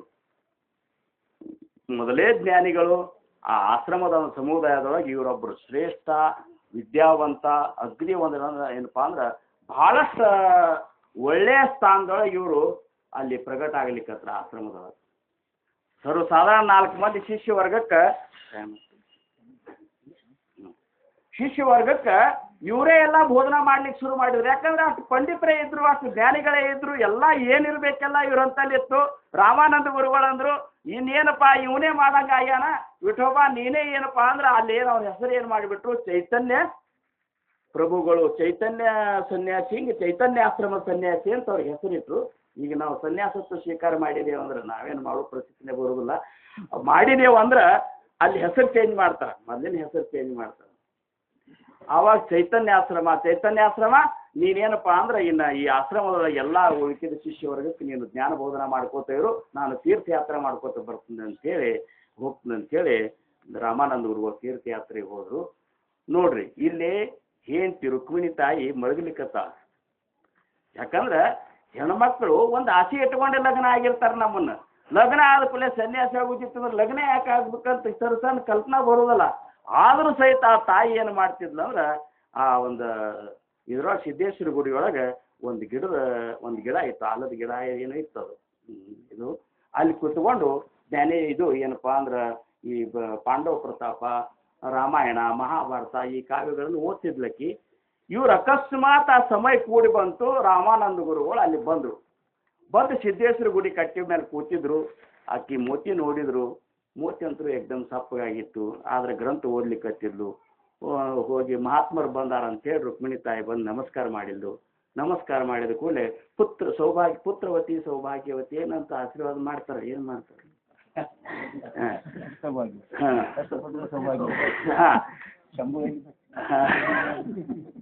ಇದು ಬಹಳ ಸಮಸ್ಯೆ ಆಗ್ತದೆ. ಅದಕ್ಕೊಂದು ವ್ಯವಸ್ಥೆ ಅದ. ಈಗ ನಮಗೆ ಯಾರ್ಯಾರು ನಮಸ್ಕಾರ ಮಾಡ್ತಾರೆ ನನಗೆ ಸಮಸ್ಯೆ ಆಗಿಬಿಡ್ತದೆ. ನಾ ಅಂತಾನೆ ಸಮರ್ಥನೆಯನ್ನು ಎಲ್ಲ ಇಚ್ಛೆಗಳನ್ನು ಪೂರ್ತಿ ಮಾಡ್ಲೇವ ಅಂತೇಳಿ ಇಷ್ಟು ಆಶೀರ್ವಾದ ಮಾಡಿಬಿಡ್ತೀನಿ. ಮತ್ತೊಂದು ಅದು ಗುರುಮುರಿಗಿನ ಹೋಗ್ಲಿಕ್ಕೆ ಹೋಗುದಿಲ್ಲ. ನಮ್ಮ ಸುಧರಾಗಿದ್ರೆ ಪದ್ಧತಿ ಅಂತ ಅದಕ್ಕೊಂದು ಮಂತ್ರವಾವು ಏನು ನಾ ಅಂತಾನೆ ಸಮರ್ಥರು ನಿಮ್ಮೆಲ್ಲ ಇಚ್ಛೆಗಳನ್ನು ಪೂರ್ತಿ ಮಾಡಲಿ ಅಂತ ಇಷ್ಟಂದು ನಾನು ನಮಸ್ಕಾರ ಮಾಡ್ಕೊಂಡು ಬಿಡ್ತೀನಿ, ಕಡಿಕೆ ಆಗಿಬಿಡ್ತೀನಿ. ನಮ್ಮ ಪರಿಸ್ಥಿತಿ ಹಿಂಗೆ ಆಗಿದೆ. ಏನು ಕೆಲವೊಂದು ವ್ಯವಹಾರ ಜ್ಞಾನಗಳೇ ಗೊತ್ತಿಲ್ಲ. ಸಣ್ಣ ಹುಡುಗರು ಇದ್ದಾಗ ನಾನು ಗುರಣ್ಣ ಕೂಡಿಸಿ ಬಳುತಿಗೆ ಈ ಶ್ರಾದ್ದಕ್ಕೆ ಕರೆಸಿದ್ರು ನಮ್ಮನ್ನು. ಸಣ್ಣ ಹುಡುಗರು ಇದ್ದೆವು. ಆ ಬಳುತಿ ಒಳಗೆ ಮತ್ತು ನಾವು ವೈದಿಕರಲ್ಲ ಕರೆಸಿದ್ರು. ಅಲ್ಲಿ ಹೋದ ಕೂಡಲೇ ಏನು ಬಂತು ಅಂದ್ರೆ ನಿಮ್ಮದು ಗೋತ್ರ ಯಾವುದು ಅಂತ ಕೇಳಿದ್ರು ಅವರು. ನನ್ನ ಕೇಳಿದ್ರು ನಿನ್ನ ಗೋತ್ರ ಯಾವುದಪ್ಪ ಅಂತ. ನಮ್ದು ಇಂಚಗೇರಿ ಸಂಪ್ರದಾಯ ರೀ ಅಂತ. ಇನ್ನ ನೆನಪಾಗ್ತದೆ ನನಗೆ. ಅಂದ್ರೆ ಅಷ್ಟು ಸಹಿತ ನಮಗೆ ಗೊತ್ತಿದ್ದಿಲ್ಲ ಅಂದ್ರೆ ಆ ಆ ಆ ವ್ಯವಹಾರದಾಗ ನಮ್ಮನ್ನು ಮಹಾರಾಜರು ಬಿಟ್ಟೇ ಇಲ್ಲ. ನಾವು ಹೆಂಗೆ ಆಗಿಬಿಟ್ಟೆವು, ಹುಟ್ಟೇವು ಅವ್ರ ಇದ್ರಿಗೆ, ಹುಟ್ಟಿದ ಕೂಡಲೇ ಇವನು ಪಟ್ಟಿ ಕಟ್ಟಿಬಿಟ್ರು ನಾವು. ಅವು ಕುದುರೆ ಕಟ್ತಾರಲ್ಲ ಹಿಂಗೆ ಆ ಕಡೆ ಈ ಕಡೆ ಎಲ್ಲಿ ನೋಡ್ಲಾರ್ದ ಅದೇ ಇದ್ರಾಗೆ ಹೋಗಿಬಿಟ್ಟೆವು. ಹಿಂಗಾಗಿ ಈ ಪ್ರಾಪಂಚಿಕ ಎಲ್ಲರ ವ್ಯವಹಾರನಾಗ ಹೋದ್ನ್ಯಾ ಅಂದ್ರೆ ಬಾಯಿ ಮೆಚ್ಕೊಂಡಿದ್ದು ಬಿಡ್ತೀನಿ, ಏನರೇ ಆಗಿಬಿಡ್ತದೆ, ಏನರೇ ಮಾತಾಡಿದ್ರಾಗ ಏನರೇ ಅವಘಡ ಆಗಿಬಿಡ್ತದೆ. ಅವ್ರಂತಾರೆ ಇವ್ ಎಷ್ಟು ಶಾಣೆ ಅಂತ ತಿಳ್ಕೊಂಡು ಎಷ್ಟು ದಡ್ರಗತಿ ವರ್ತನೆ ಮಾಡ್ತಾನಂತ ನಂಗೆ ಆಗಿಬಿಡ್ತದೆ. ಅದಕ್ಕೆ ಅಂಥ ವ್ಯವಹಾರ ಇವಾಗ ನಾವು ಮೌನ ಇರೋದೇ ಯೋಗ್ಯ. ಅದೇನಾಗಿಬಿಡ್ತು, ನಮಸ್ಕಾರ ಮಾಡಿದಕ್ಕೂ ಇವರು ಪುತ್ರವತಿ ಭವ ಅಂತೇಳಿ ಹಿಂಗೆ ಆಶೀರ್ವಾದ ಮಾಡಿದರು. ಮಾಡಿದ ಕೂಡಲೇ ನಗಲಿಕ್ಕೆ ಹತ್ಲಾಕಿ. ಯಾಕೆ ರೀ ಮಹಾರಾಜ, ಯಾಕೆ ತಾಯಿ ನಗ್ತಿ ಅಂದ ಕೂಡಲೇ ನನ್ನ ಗಂಡನೇ ನನ್ನ ಅಂತಲಿಲ್ಲ, ಸನ್ಯಾಸಿ ಇದು ಮಾಡ್ಕೊಂಡು ಗಂಡ ಬಿಟ್ಟು ಹೋಗ್ಯಾನ, ನನಗೆ ಪುತ್ರ ಸಂತಾನ ಹೆಂಗೆ ಆಗ್ಲಿಕ್ಕೆ ಸಾಧ್ಯ ಅದ ರೀ ಗುರುಗಳ ಅಂತೇಳಿ ಅಂದರು. ಅಂದ ಕೂಡಲೇ ಯಾಕವ, ಏನು ಹೆಂಗೆ, ನಿನ್ನ ಗಂಡ ಯಾರು, ಏನು, ಯಾವಾಗ ಹೋದ, ಯಾವಾಗ ಮನೆಗೆ ಬಿಟ್ಟ, ಹಿಂಗೆಲ್ಲ ಕೇಳಿದರು. ಹಿಂಗೆ ಎಷ್ಟು ವರ್ಷ ಆತ್ರಿ ಒಟ್ಟು ಸನ್ಯಾಸತ್ತು ಸ್ವೀಕಾರ ಮಾಡ್ತೀನಿ ಅಂತೇಳಿ ಅನ್ಕೋತಾನೆ ನನ್ನ ಲಗ್ನ ಆದರು. ಮತ್ತು ಹಂಗೂ ಬಿಟ್ಟು ಹೋಗಿಬಿಟ್ರು ಅಂದ ಕೂಡಲೇ ಅವ್ರು ಅಂತಃಕರಣದಾಗ ಅನ್ನಿಸ್ತು, ಈ ಚೈತನ್ಯನೇ ಈಕಿ ಗಂಡಿರ್ಬೇಕಂತೇಳಿ. ಯಾಕಂದ್ರೆ ಆ ವರ್ಷ ಲೆಕ್ಕ ಹಾಕಿದ ಕೂಡಲೇ ಅಲ್ಲಿ ಇವನೇ ಇರ್ಬೇಕಂತ ಹಂಗೆ ಅಂದ್ರೆ ಆಕಿ ಅವಾಗ ಅವ್ರು ಅಂದರು, ನೀವು ಸ್ವಲ್ಪ ತಡೀವ, ನಾ ಹೋಗಿ ಬರ್ತೀನಿ ಅಂತೇಳಿ ಆ ಯಾತ್ರಾ ಅಲ್ಲಿಗೆ ಮೊಟಗೊಳಿಸಿ ಕಾಶಿಗೆ ಹೋದರು. ಹೋಗಿ ಚೈತನ್ಯ ಆಶ್ರಮನ ಕರೆದ್ರು. ಖರೆ ಹೇಳು, ನೀನು ನಿನಗೆ ಹೆಂಡ್ರು ಮಕ್ಕಳು ಇದ್ದಾರೆ ಇಲ್ಲೋ, ನಿನಗೆ ಪ್ರಪಂಚದ ಇಲ್ಲೋ ಖರೆ ಹೇಳು ಅಂದ ಕೂಡಲೇ ಮತ್ತಿನ್ನೇನದ ಆ ಸಮಯದಾಗ ಒಂದು ಕಟ್ಟಿಗೆ ಹಚ್ಚಿದ ಕೂಡಲೇ ಮತ್ತೆ ಏನು ಮಾಡ್ಲಿಕ್ಕೆ ಬರ್ತದೆ. ಹೌದ್ರಿ ಗುರುಗಳ, ತಪ್ಪಾಗ್ಯದ ನಂದು, ನಿಮ್ಮ ಮುಂದೆ ನಾನು ಸುಳ್ಳು ಹೇಳಿದೆ, ಇಂಥ ಒಂದು ಇಚ್ಛಾ ಸಂಬಂಧ ಸುಳ್ಳು ಹೇಳಿದ್ನೇ, ಖರೆ ನನಗೆ ಹೆಂಡ್ರಿ ಹೇಳ್ತಿದ್ದಾಳ ಅಂದ ಕೂಡಲೇ ಎಲ್ಲ ಕೇಳ್ಕೊಂಡು ಕರ್ಕೊಂಡೆ ಬರು. ಅವಾಗ ಹೇಳಿದರು, ಈಗಿಂದೀಗ ನೀನು ಸನ್ಯಾಸತ್ತು ನೀನು ಇದು ಮಾಡಿ ಪ್ರಪಂಚ ನೀನು ಏನಪ್ಪ ಅಂದ್ರೆ ಮುಂದೆ ಸಂಸಾರ ಮಾಡು, ನಿನ್ನಿಂದ 4 ಮಂದಿ ಅವತಾರಿಕರ ಜನರನ್ನ ಆಗುವುದದ ಅಂತೇಳಿ ಹೊಳ್ಳಿ ಕಳಿಸಿದ್ರು. ಅವ್ನು ಹೊಳ್ಳಿ ಕಳಿಸಿ ಬಂದ, ಈಗ ಹೊಳ್ಳಿ ಕಳಿಸಿ ಬಂದ ಕೂಡಲೇ ಈ ಬ್ರಾಹ್ಮಣೋತ್ತಮರೇನಿದ್ರಲ್ಲ, ಭೂದೇವತೆಗಳು ಅಂತ ಅನಿಸ್ಕೊಂಡಂಥ ಪಂಡಿತರಿದ್ರಲ್ಲ ಪೈಠಣದೊಳಗೆ ಆಳಂದಿ ಒಳಗೆ, ಅವ್ರಂದ್ರು ಸನ್ಯಾಸಿ ಸ್ವೀಕಾರ ಮಾಡಿದವ ಸಂಸಾರ ಮಾಡ್ಲಿಕ್ಕೆ ಬರೋದು ಅಂದ್ರೆ ಏನಂದ್ರೆ ಅವರು ಇದಕ್ಕೇನು ವ್ಯವಸ್ಥೆ ಅನ್ನುವಂಥದ್ದೇ ಇಲ್ಲನೋ, ಇದಕ್ಕೊಂದು ಏನೊಂದು ಧರ್ಮ ಕರ್ಮ ನೀತಿ ನಿಯಮ ಏನೂ ಇಲ್ಲೇ ಇಲ್ಲ ಅಂತ ಹೇಳಿ ನೀವು ನಮ್ಮ ಊರಾಗ ಇರಬೇಡ್ರಿ ಅಂದ್ರೆ ಅವ್ರು ಊರಿಂದ ಅವ್ರು ಇದು ಮಾಡಿಬಿಟ್ರು, ಅವ್ರು ಬಹಿಷ್ಕಾರ ಮಾಡಿಬಿಟ್ರವ್ರು. ಬಹಿಷ್ಕಾರ ಮಾಡಿದ ಕೂಡಲೇ ಮತ್ತೆ ಈ ಕಡೆ ಗುರುವಿನ ಆಜ್ಞೆ ಆಗ್ಯದ, ಊರ ಜನರು ಬಹಿಷ್ಕಾರ ಮಾಡ್ಯಾರ. ಇನ್ನು ಏನು ಮಾಡಬೇಕು ಅಂಥೇಳಿ ಊರ ಹೊರಗೆ ನದಿ ದಂಡಿ ಗುಡಿಸಲ ಹಾಕ್ಕೊಂಡಿದ್ರು. ಆವಾಗ 4 ಮಕ್ಕಳು ಹುಟ್ಟಿದ್ರು. ಯಾರು? ನಿವೃತ್ತಿನಾಥರು, ಜ್ಞಾನೇಶ್ವರರು, ಆಮೇಲೆ ಸೋಪಾನ್ ಕಾಕ ಮತ್ತು ಆದಿಶಕ್ತಿ ಮುಕ್ತಾಬಾಯಿ. ಇವು 4 ಅವತಾರಗಳು ಪ್ರಕಟ ಆದವು. ಪ್ರಕಟ ಆದ ಮೇಲೆ ಇವ್ರು ಹೊರಗೆ ಇರೋದಾಯ್ತು. ಎಷ್ಟು ಪರಿಸ್ಥಿತಿ ಅದು ನಿಜವಾಗಿಯೂ ಅವತಾರಿಕರ ಜೀವನ ಹೆಂಗಿರ್ತದೆ ಅಂದ್ರೆ ಅದೊಂದು ಏನೋ ಅವ್ರು ಹಿಂಗೊಂದು ಅವ್ರ ಸಂಕಲ್ಪನೆ ಇರ್ತದೋ ಏನೋ, ಜಗತ್ತಿನೊಳಗೆ ಅವ್ರಿಗೆ ತೊಂದರೆಗಳೇ ಭಾಳ. ನಮ್ಮ ಮಹಾರಾಜರೇ ವಿಚಾರ ಮಾಡಿದ್ರು, ನಮ್ಮ ಮಹಾರಾಜರು ದೇಹ ಬಿಟ್ಟ 11ನೇ ವರ್ಷದೊಳಗೆ ತಂದೆ ತಾಯಿಗಳನ್ನ ಇಬ್ಬರನ್ನೂ ಕಳ್ಕೊಂಡ್ಬಿಟ್ರು. 11ನೇ ವರ್ಷ, ಹೌದಲ್ಲ, 11 ವರ್ಷದೊಳಗೆ ತಂದೆ ತಾಯಿ ಇಬ್ಬರನ್ನೂ ಕಳ್ಕೊಂಡು ಅನಾಥರಾಗಿಬಿಟ್ರು. ಅನಾಥರ ಸ್ಥಿತಿ ಹೆಂಗಿರ್ತೆ ಅನ್ನುವಂಥದ್ದು ಕಲ್ಪನಾ ಮಾಡ್ಕೊಂಡ್ರೆ ಭಾಳ ಕಠಿಣ ಅದ. ನಿಜವಾಗಿಯೂ ಹುಟ್ಟಿದ ಕೂಸಿಗೆ ತಂದೆ ತಾಯಿನೇ ಆಧಾರ, ಅಂತ ಆಧಾರನೇ ಹೋಗಿಬಿಡ್ತು. ಏಕನಾಥ್ ಮಹಾರಾಜರ ಜೀವನ ನೋಡ್ರಿ, ಹುಟ್ಟಿದ ಕೂಡಲೇ ತಂದೆ ತಾಯಿಗಳು ಹೋಗಿಬಿಟ್ರು. ಅವ್ರ ಮುತ್ಯ ಯಾರಂದ್ರೆ ಚಕ್ರಪಾಣಿ ಅಂತ ಹೇಳಿ ಅವ್ರ ಮುತ್ಯ, ಅವ ಯಾವಂದ ಹುಟ್ಟಿದ ಕೂಡಲೇ ಇಬ್ಬರನ್ನೂ ಬಲಿ ತಗೊಂಡ್ಬಿಟ್ರಲ್ಲ ಯಾವ ಅಂತಂದ್ರು. ಎಲ್ಲಾರು ಮಾಡ್ಕೊಂಡು ನೀವು ಒಬ್ಬನೇ ಉಳ್ದಾನಂತ ಹೇಳಿ ಏಕೆ ಅಂದ್ರ ಅವಾಗ ಏಕನಾಥ್ ಅಂತ ಯಾಕೆ ಹೆಸರಿಟ್ಟಂದ್ರೆ ಒಬ್ಬನೇ ಉಳ್ದಂತ ಬಂದ ಕೂಡಲೇ ನುಂಗೇ ಬಿಟ್ಟಿವ ತಂದೆ ತಾಯಿಗಳು ಅಂತೇಳಿ. ಮುತ್ಯನ ಆಶ್ರಯ ಏಕನಾಥ್ ಮಹಾರಾಜರಿಗೆ ಬೆಳಿಬೇಕಾದ. ನೀವು ಹಿಂಗೆ ನೋಡಿದ್ರೆ ತುಕಾರಾಮ್ ಮಹಾರಾಜರ ಜೀವನ ಎಷ್ಟು ಅಗದಿ ಏನಪ್ಪಾ ಅಂದ್ರೆ ಆನಂದದಿಂದ ವ್ಯವಹಾರ ಮಾಡ್ಕೊಂಡಂತ ಒಂದು ಉದ್ಯೋಗವಂತರವರು. ತುಕಾರಾಮ್ ಮಹಾರಾಜರು ಆ ಊರೊಳಗೊಂದು ವಿಶೇಷ ಸ್ಥಾನವನ್ನು ಹೊಂದಿದಂಥ ವರ್ತಕರವರು. 1628, 29, 2 ವರ್ಷನಾಗ ಏನು ಬರಗಾಲ ಬಿತ್ತಲ್ಲ, ಆ ಬರಗಾಲದೊಳಗೆ ಏನಾಗಿಬಿಡ್ತು ಅಂದ್ರೆ ಸರ್ವಸಾಧಾರಣ ಎಲ್ಲನೂ ಕಳ್ಕೊಂಡ್ಬಿಟ್ರು. ಎಲ್ಲನೂ ಕಳ್ಕೊಂಡ್ಬಿಟ್ರು ನೋಡ್ರಿ. ಅಲ್ಲಿ ತನಕ ಊರನ್ನವ್ರು ಇವ್ರ ಮನೆ ತನಕ ಬಂದು ಏನಾದರೂ ರೊಕ್ಕ ರೂಪಾಯಿ ಒಯ್ತಿದ್ರು ಅವರು. ಇವ್ರ ಊರಿಗೆ ಆಧಾರ ಆಗುವಷ್ಟು ಒಂದು ಏನಪ್ಪಾ ಅಂದ್ರೆ ದೊಡ್ಡ ಸ್ಥಿತಿ ಇತ್ತು. ಈ 1628, 29 ಬರಗಾಲದೊಳಗೆ ಎಲ್ಲನೂ ಕಳ್ಕೊಂಡ್ಬಿಟ್ರು. ಎಲ್ಲನೂ ಅಂದ್ರೆ ಏನು ಕಳ್ಕೊಂಡ್ರೆ ಒಬ್ಬಕ್ಕಿನ ಹೆಂಡತಿನ ಸೇತ್ ಕಳ್ಕೊಂಡ್ಬಿಟ್ರು. ಒಬ್ಬಾಕಿ ಹೆಂಡತಿ ತಿನ್ಲಿಕ್ಕೆ ಅನ್ನ ಅನ್ನ ಅಂತೇಳಿ ಅನ್ನ ಇರ್ಲಾರ್ದ ಸತ್ತು ಹೋದ್ಲು ಒಬ್ಬಾಕಿ. ಒಂದು ಹುಡುಗ ತೀರ್ಕೊಂಡ, ಅವು ತೀರ್ಕೊಂಡ್ಲು, ಅಪ್ಪ ತೀರ್ಕೊಂಡ, ಅಣ್ಣ ತೀರ್ಕೊಂಡ. ನೋಡ್ರಿ ಎಲ್ಲರೂ ಹೋಗಿಬಿಟ್ರ ಆ ಸಮಯದೊಳಗೆ. ಆ ಸಮಯದೊಳಗೆ ಯಾರ ಮನೆ ಮುಂದರೆ ಹೋಗಿ ನಿಂದಿರ್ಬೇಕಂದ್ರೆ ನಿಂತ್ರೆ ಇವ್ರಿಗೆ ಯಾರು ಹಾಕೋರ್ ದಿಕ್ಕಿಲ್ಲ ಅನ್ನಂಗೆ ಆಗ್ಬಿಟ್ಟು.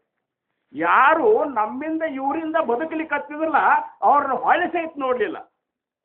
ಅಂಥ ಪರಿಸ್ಥಿತಿ ತುಕಾರಾಮ್ ಮಹಾರಾಜರಿಗನ್ನಸ್ತು ಈ ಜನರನ್ನೇ ಹೆಂಗಿರ್ಬೇಕಂದ್ರೆ ಅವರು, ನಾನು ಏನು ಯಾರಿಗೂ ಅನ್ಯಾಯನೇ ಮಾಡಿಲ್ಲ, ನನ್ನಿಂದ ಆದಷ್ಟು ಸಹಾಯನೇ ಮಾಡ್ಕೊತ ಜೀವನ ಸಾಕಿದೆ.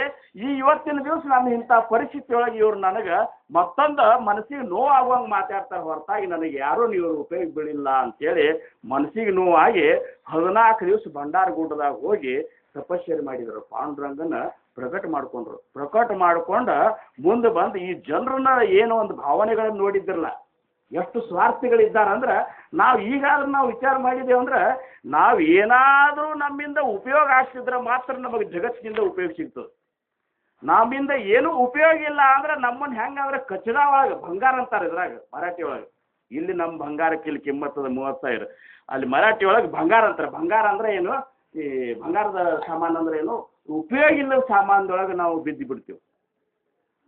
ಹಂಗ ತುಕಾರಾಮ್ ಮಹಾರಾಜರಂದ್ರು ಇವ್ರಿಗೆ ಬುದ್ಧಿ ಕಲಿಸ್ಬೇಕು ಅಥವಾ ಇವ್ರಿಗೆ ಜ್ಞಾನ ಬೋಧನಾ ಮಾಡಬೇಕು ಅಂಥೇಳಿ ತಿಳ್ಕೊಂಡು ಆ 4,01,36,000 ಅಭಂಗಗಳನ್ನು ಈ ಜನರ ಒಂದು ಭಾವನೆಗಳ ಪರಿವರ್ತನೆ ಆಗೋ ಸಂಬಂಧ ರಚನೆ ಮಾಡಿದರು. ಅಂತಃಕರಣಕ್ಕೆ ಇದು ಆಗಿದೆ. ಹಂಗ ಜ್ಞಾನಿಗಳನ್ನು ನಾವು ನೋಡ್ಕೊತ ಹೋದೇವು ಅಂದ್ರೆ ರಾಮಚಂದ್ರ ಮಹಾರಾಜರ ಜೀವನ ನೋಡಿದ್ರೆ ನೀವು ದೊಡ್ಡ ಏನಪ್ಪಾ ಅಂದ್ರೆ ದೊಡ್ಡ ನೌಕರಿ ಮಾಡೋರು. ದೊಡ್ಡ ನೌಕರಿ ಮಾಡೋರು ಅಂದ್ರೆ ಈಗಿನ ಸಾಧಾರಣ ಅವ್ರ ಹಿಂದೆ ಏನಂತಾರಲ್ಲ ಛತ್ರ ಚಾಮರ ಹಿಡ್ಕೊಂಡು ನಿಂದ್ರುವಂಥ ಸ್ಥಿತಿ ಬ್ರಿಟಿಷ್ ಗೌರ್ಮೆಂಟ್ನಾಗ. ಅಂಥವ್ರು ನೋಡ್ರಿ ಕೈಯನ್ನು ಪೆನ್ ಬಿಟ್ಬಿಟ್ರು ಅವರು. ಗುರುಭಕ್ತಿ ನನ್ನ ಗುರುವಿನ ಭಕ್ತಿ ಮುಂದಾಗಲಿಕ್ಕಂತ ಅಂತಃಕರಣದೊಳಗೆ ಏನು ಅವ್ರಿಗೆ ವೇದನಾ ಶುರುವಾಗಿತ್ತು. ಹೆಂಗೆ ವಿಠೋಬ ಅವರಿಗೆ ಈ ಪ್ರಪಂಚ ತ್ಯಾಗ ಮಾಡಿ ಸನ್ಯಾಸ ಆಗಬೇಕಾಗಿತ್ತು ಅಂತ ಅನಿಸ್ತಿತ್ತಲ್ಲ, ಹಂಗೆ ರಾಮಚಂದ್ರ ಮಹಾರಾಜರಿಗೆ ನನ್ನ ಭಾವರಾಯನ ಭಕ್ತಿ ಮಂದಾಗ್ಲಿಕ್ಕತ್ತದ, ನಾ ಹಂಗೆ ನೌಕರಿ ಮಾಡ್ಕೋತ ಕೂತಿಲ್ಲ ಪ್ರಪಂಚಕ್ಕಾಗಿ ಅಂತೇಳಿ ಏನು ಮನಸ್ಸಿಗೆ ನೋವಾತು. ಆ ಸಮಯದೊಳಗೆ ಏನು ಅವ್ರ ಅಂತಃಕರಣ ಕಲಿಸ್ತು, ಕೈಯನ್ನ ಪೆನ್ ಬಿಟ್ಬಿಟ್ರು. ಕೈಯಾನ ಪೆನ್ ಬಿಟ್ಟು ಬಂದ್ರೆ ಹಿಂದಾಗಡೆ ಅವ್ರ ಮನೆಯೊಳಗೆ ಯಾರು ಇವರೇ ಸರ್ವಸ್ವ ಅಂತ ತಿಳ್ಕೊತಿದ್ರು ಅವರೆಲ್ಲರೂ ತುಚ್ಛವಾಗಿ ಅವ್ರನ್ನ ಕಾಣ್ಲಿಕ್ಕತ್ತು. ಮತ್ತು ನಾನೇ ಗಡಿಸೋದಿಲ್ಲ ಅಂದಾಗ ಇನ್ನು ಊಟ ಮಾಡ್ಲಿಕ್ಕೂ ನನಗೆ ಅಧಿಕಾರ ಇಲ್ಲ ಅಂತ ಹೇಳಿ ತಪ್ಪಲಾಗಿ ತಿಂದು ನಾಮಸ್ಮರಣೆ ಮಾಡಿದ ರಾಮಚಂದ್ರ ಮಹಾರಾಜ. ಗುರುವಿನ ಭಕ್ತಿಗಾಗಿ ಅದಕ್ಕೆ ಅಂತಾರವರು ದೇವಾಚ ಸಖ್ಯತ್ವ ಕಾರಣೆ ಆಪುಲೆ ಸೌಖ್ಯ ಸೋಡುನಿದ್ದೇನೆ. ಆ ಸದ್ಗುರುನಾಥನ ಪ್ರೇಮಕ್ಕಾಗಿ ನಮ್ಮ ಸುಖವನ್ನು ನಾವು ತ್ಯಾಗ ಮಾಡ್ಬೇಕಂತಾರವರು. ದೇವಾಚ ಸಖ್ಯತ್ವ ಕಾರಣೆ ಆಪುಲೆ ಸೌಖ್ಯ ಸೋಡುನಿದ್ದೇನೆ ಅನನ್ಯ ಭಾವೇ ಜೀವೇ ಪ್ರಾಣೆ ಶರೀರತೆ ಹೀವೇ ಚಾವೆ ಅಂತ. ಅಂಥ ಒಂದು ಅನನ್ಯ ಭಾವದಿಂದ ನಿನ್ನ ಜೀವ, ನಿನ್ನ ಪ್ರಾಣ, ನಿನ್ನ ಶರೀರವನ್ನು ಸದ್ಗುರುವಿಗೆ ನೀನು ನಿವಾರಿಸಿ ಹೋಗಲಿಕ್ಕೆ ತಯಾರಾದಿ ಅಂತಂದ್ರೆ ಆವಾಗ ನಿನಗೆ ಒಂದು ಅಂಥ ಸ್ಥಿತಿ ಬರ್ತದೆ. ಆವಾಗ ಮನಿ ಧರಾವೇತೆ ಹೋತೆ, ನೀ ಮನಸ್ಸಿನಾಗ ಏನು ಇಚ್ಛಾ ಮಾಡ್ತಿ ಅದು ಆಗ್ಲಿಕ್ಕೆ ಶುರು ಮಾಡ್ತದೆ. ನೋಡ್ರಿ, ನಾವು ಇಚ್ಛಾ ಮಾಡಿದಂಗೆ ಆಗ್ತದೆ. ನಾವು ಇಚ್ಛಾ ಮಾಡಿದಂಗೆ ಯಾಕೆ ಆಗೋದಿಲ್ಲ ಅಂದ್ರೆ ಸದ್ಗುರುನಾಥಗಾಗಿ ನಮ್ಮನ್ನು ನಾವು ಅರ್ಪಣೆ ಮಾಡಿಕೊಂಡಿಲ್ಲ, ನಮ್ಮ ಸುಖವನ್ನು ನಾವು ಬಿಟ್ಟಿಲ್ಲ. ನಮ್ಮ ಸುಖ ಇಟ್ಕೊಂಡು ನಾವು ಸದ್ಗುರುನಾಥನ ಸೇವಾ ಮಾಡ್ಲಿಕ್ಕತ್ತೇವೆ. ಒಂದು ವೇಳೆ ನಮ್ಮ ಸುಖವನ್ನು ಬಿಟ್ಟು ನಾವು ಸದ್ಗುರುನಾಥನ ಸೇವಾ ಮಾಡಿದ್ದೆ ಆದ್ರೆ ಮನಿ ಧರಾವೇತೆ ಹೋತೆ ವಿಘ್ನ ಅವಗೇತಿ ನಾಥೋ ನಿಜಾತೆ ಕೃಪಾ ಕೇಲಿಯ ರಘುನಾಥಾನೇ ಪ್ರಚೀತಿಯೇತೆ. ನೀ ಮನಸ್ಸಿನಾಗ ಹಿಡಿದಾಗ್ತದ ಮನಿ ಧರಾವೇತೆ ಹೋತೆ ವಿಘ್ನ ಅವಗೇತಿ ನಾಶೋನ ಜಾತೆ. ವಿಘ್ನಗಳು ನಿನ್ನಲ್ಲಿ ಬರುಕ್ಕಿಂತ ಮೊದಲೇ ವಿಘ್ನಗಳು ನಾಶ ಆಗಿ ಹೋಗಿಬಿಡ್ತಾವ. ಆ ಸದ್ಗುರುನಾಥ ಕೃಪಾ ಮಾಡಿದಂದ್ರೆ ತನ್ನ ಸ್ವರೂಪವನ್ನು ನಿನಗೆ ತೋರಿಸಿಬಿಡ್ತಾನ. ಇಂಥ ಶಕ್ತಿ ಅದ. ಅದಕ್ಕೆ ನಮ್ಮನ್ನು ನಾವು ಅರ್ಪಣೆ ಮಾಡ್ಬೇಕು. ಹಂಗ ಜ್ಞಾನಿಗಳ ಒಂದು ಜೀವನದೊಳಗೆ ಇದೆಲ್ಲ ಅವ್ರ ಸಂಕಲ್ಪ. ನಿಜವಾಗಿ ವಿಚಾರ ಮಾಡಿದ ಅವರೇನು ಇದರಿಂದ ಅಲಿಪ್ತರಾಗಿರ್ತಾರೆ, ಸುಖ ದುಃಖಾದಿಗಳಿಂದ ಅಲಿಪ್ತರಾಗಿರ್ತಾರೆ. ವಿದೇಹ ಸ್ಥಿತಿಯನ್ನು ಅವ್ರು ಹೊಂದಿದ ಒಂದು ಸ್ಥಿತಿಯನ್ನು ಹೊಂದಿರ್ತಾರೆ. ದೇಹಿ ಅಸೋನಿ ದೇಹ ಬುದ್ಧಿ ನಾಹಿ. ಭಾಗವತ್ನಾಗ ಹೇಳ್ತಾರ, ದೇಹಿ ಅಸೋನಿ ದೇಹ ಬುದ್ಧಿ ನಾಹಿ ಹೇ ಮುಕ್ತಾಂತೆ ಮುಖ್ಯ ಲಕ್ಷಣ ಪಾಯಿ ಮನೋನಿ ದೇಹಿ ಅಸೋನಿ ವಿದೇಹಿ ಮಣಿ ಪೇಪಾಯಿ ಏ ಹೇತ ಅಂತ. ಅಂದ್ರೆ ಏನು, ದೇಹ ಇದ್ರೂ ಸಹಿತ ದೇಹ ಇರ್ಲಾರ್ದಂಥ ಸ್ಥಿತಿ, ದೇಹ ಬುದ್ಧಿ ಇರ್ಲಾರ್ದಂಥ ಸ್ಥಿತಿ ಇರ್ತದ. ಅವ್ರಿಗೆ ನಮ್ಮ ದೃಷ್ಟಿಯೊಳಗೆ ತುಕಾರಾಮ್ ಮಹಾರಾಜರಿಗೆ ಇಷ್ಟ್ಯಾಕೆ ಸಂಕಟ ಬರಬೇಕು. ಶಿವಾಜಿ ಮಹಾರಾಜ್ ಗಾಡಿ ತುಂಬಿ ಎಲ್ಲ ಕೊಟ್ಟು ಕಳಿಸಿದ್ದ ಕರೆ ಒಂದು ಇದು ಸಹಿತ ಒಂದು ಸ್ವಲ್ಪ ಸಹಿತ ಧನ ಇಟ್ಟುಕೊಳ್ಳಾರ್ದ ಎಲ್ಲ ಹೊಲಕ್ಕೆ ಕಳಿಸಿದ್ರು. ಯಾಕಂದ್ರೆ ಮನಸ್ಸು ಮಾಡಿದ್ರೆ ಬೇಕಾದದ. ಜ್ಞಾನೇಶ್ವರ ಮಹಾರಾಜರ ಅಂತಾರ, ನಾವು ಸಂತರಂದ್ರೆ ಬಡವ್ರು ಅಂತ ತಿಳ್ಕೊಂಡ್ರಿ ಏನಂತಾರ ಅವ್ರು. ಸಂತರಂದ್ರೆ ನಾವು ಬಡವರಲ್ಲ, ನಾವು ಸಂಕಲ್ಪ ಮಾಡಿದೇವ ಅಂದ್ರೆ ಈ ತ್ರಿಭುವನಗಳೇ ನಮ್ಮ ಮುಂದವ, ತ್ರಿಭುವನದ ಐಶ್ವರ್ಯನೇ ನಮ್ಮದಲ್ಲ ಅಂದಾಗ ನಾವು ಬಡವ್ರು ಹೆಂಗೆ ಆಗ್ತೇವು ಅಂತಂತಾವ್. ನಾನೇಕೆ ಬಡವನು, ನಾನೇಕೆ ಪರದೇಶಿ, ನೀಯನ್ನ ಸರಿಯಾಗಿರಲು ಅಂತ ಭಾವಸಾಹೇಬ್ ಮಹಾರಾಜರು ಒಂದು ಪದ ಬರ್ದಾರ. ಆ ಪದ್ನಾಗ ಹಿಂಗದ, ನಾ ಹೆಂಗ ಬಡವ, ನಾ ಹೆಂಗ ಪರದೇಶಿ, ನೀಯನ್ನ ಸರಿಯಾಗಿರಲು, ನೀ ನನ್ನ ಜೊತೆ ಇರ್ಲಿಕ್ಕಾಗಿ ನಾ ಬಡವ ಹೆಂಗ ಆಗ್ತೀನಿ, ನಾ ಪರದೇಶಿ ಹೆಂಗ ಆಗ್ತೀನಿ ಅಂತ.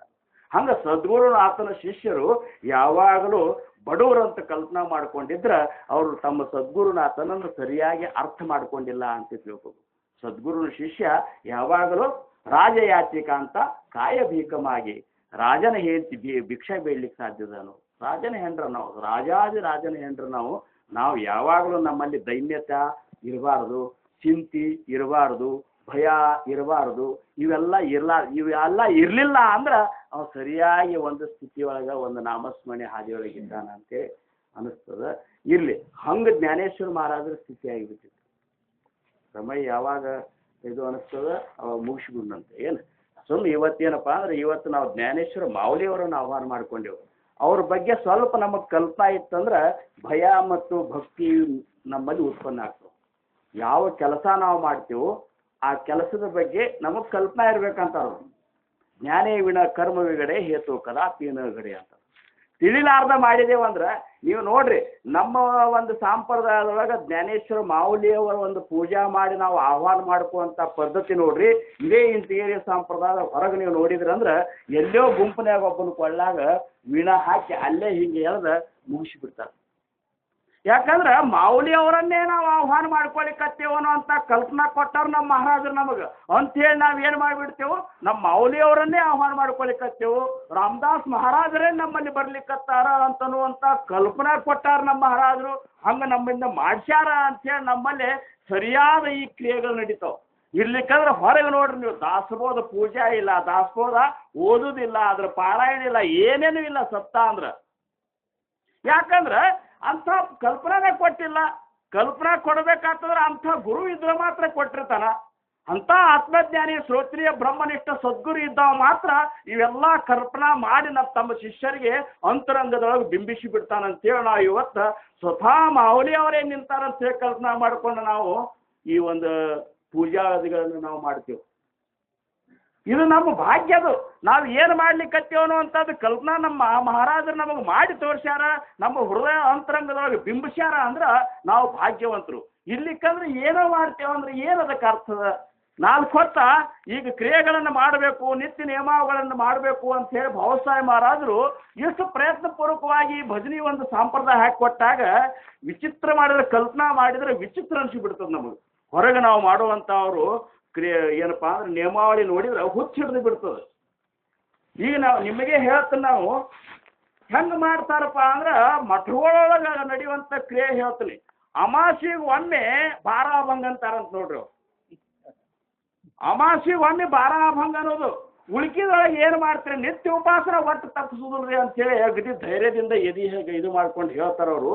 ಏನು ಮಾಡ್ತೀರಪ್ಪ ನೀವು ಉಪಾಸನೆ ಅಂದ್ರೆ ದಿವ್ಸದ ಇದು ಅನ್ನೋದ್ರಿ ಅಂತ. ದಿವ್ಸದ ಇದು ಅಂದ್ರೆ ಏನು ಅನ್ನೋದು ಅಂದ ನಾನು. ಸೋಮವಾರ ಇದ್ರೆ ಸಾಂಬ ಸದಾಶಿವ ಅನ್ನೋದು, ಬುಧವಾರ ಇದ್ರೆ ಅನ್ನೋದು, ಗುರುವಾರ ಇದ್ರೆ ಜಯ ಜಯ ಗುರು ಮಹಾರಾಜ ಗುರು ಅನ್ನೋದು. ಅಂದು ಕೂಡಲೇ ಒಮ್ಮೆ ಜಂಪ್ ಆಗಿ ಮಾಡೋ ಪರಮೇಶ್ವರ ಗುರುದೇನಕ್ಕೆ ಹೋಗ್ಬೋದು ನೋಡ್ರಿ. ಅಂದ್ರೆ ಗುರು ಹೆಂಗಿರ್ಬೇಕು ಅನ್ನುವಂಥದ್ದು, ಅದಕ್ಕೆ ಗುರು ಹೆಂಗಿರ್ಬೇಕು ಅನ್ನೋದು ಭಾಳ ಮುಖ್ಯದ. ಗುರು ಅಂಥವಿದ್ದಂದ್ರೆ ಅವ ತನ್ನನ್ನು ತಾನು ಗುರುವಿಗೆ ಅರ್ಪಣೆ ಮಾಡ್ಕೊಂಡು ಅವ ಗುರು ಇರ್ತಾನ. ಯಾವನು ನಿಜವಾಗಿಯೂ ತನ್ನನ್ನು ಅರ್ಪಣೆ ಮಾಡಿಕೊಂಡು ಸತ್ಶಿಷ್ಯನಾಗಿರ್ತಾನ ಅವ ಜಗತ್ತಿನ ದೃಷ್ಟಿಯೊಳಗೆ ಗುರು ಇರ್ತಾನ.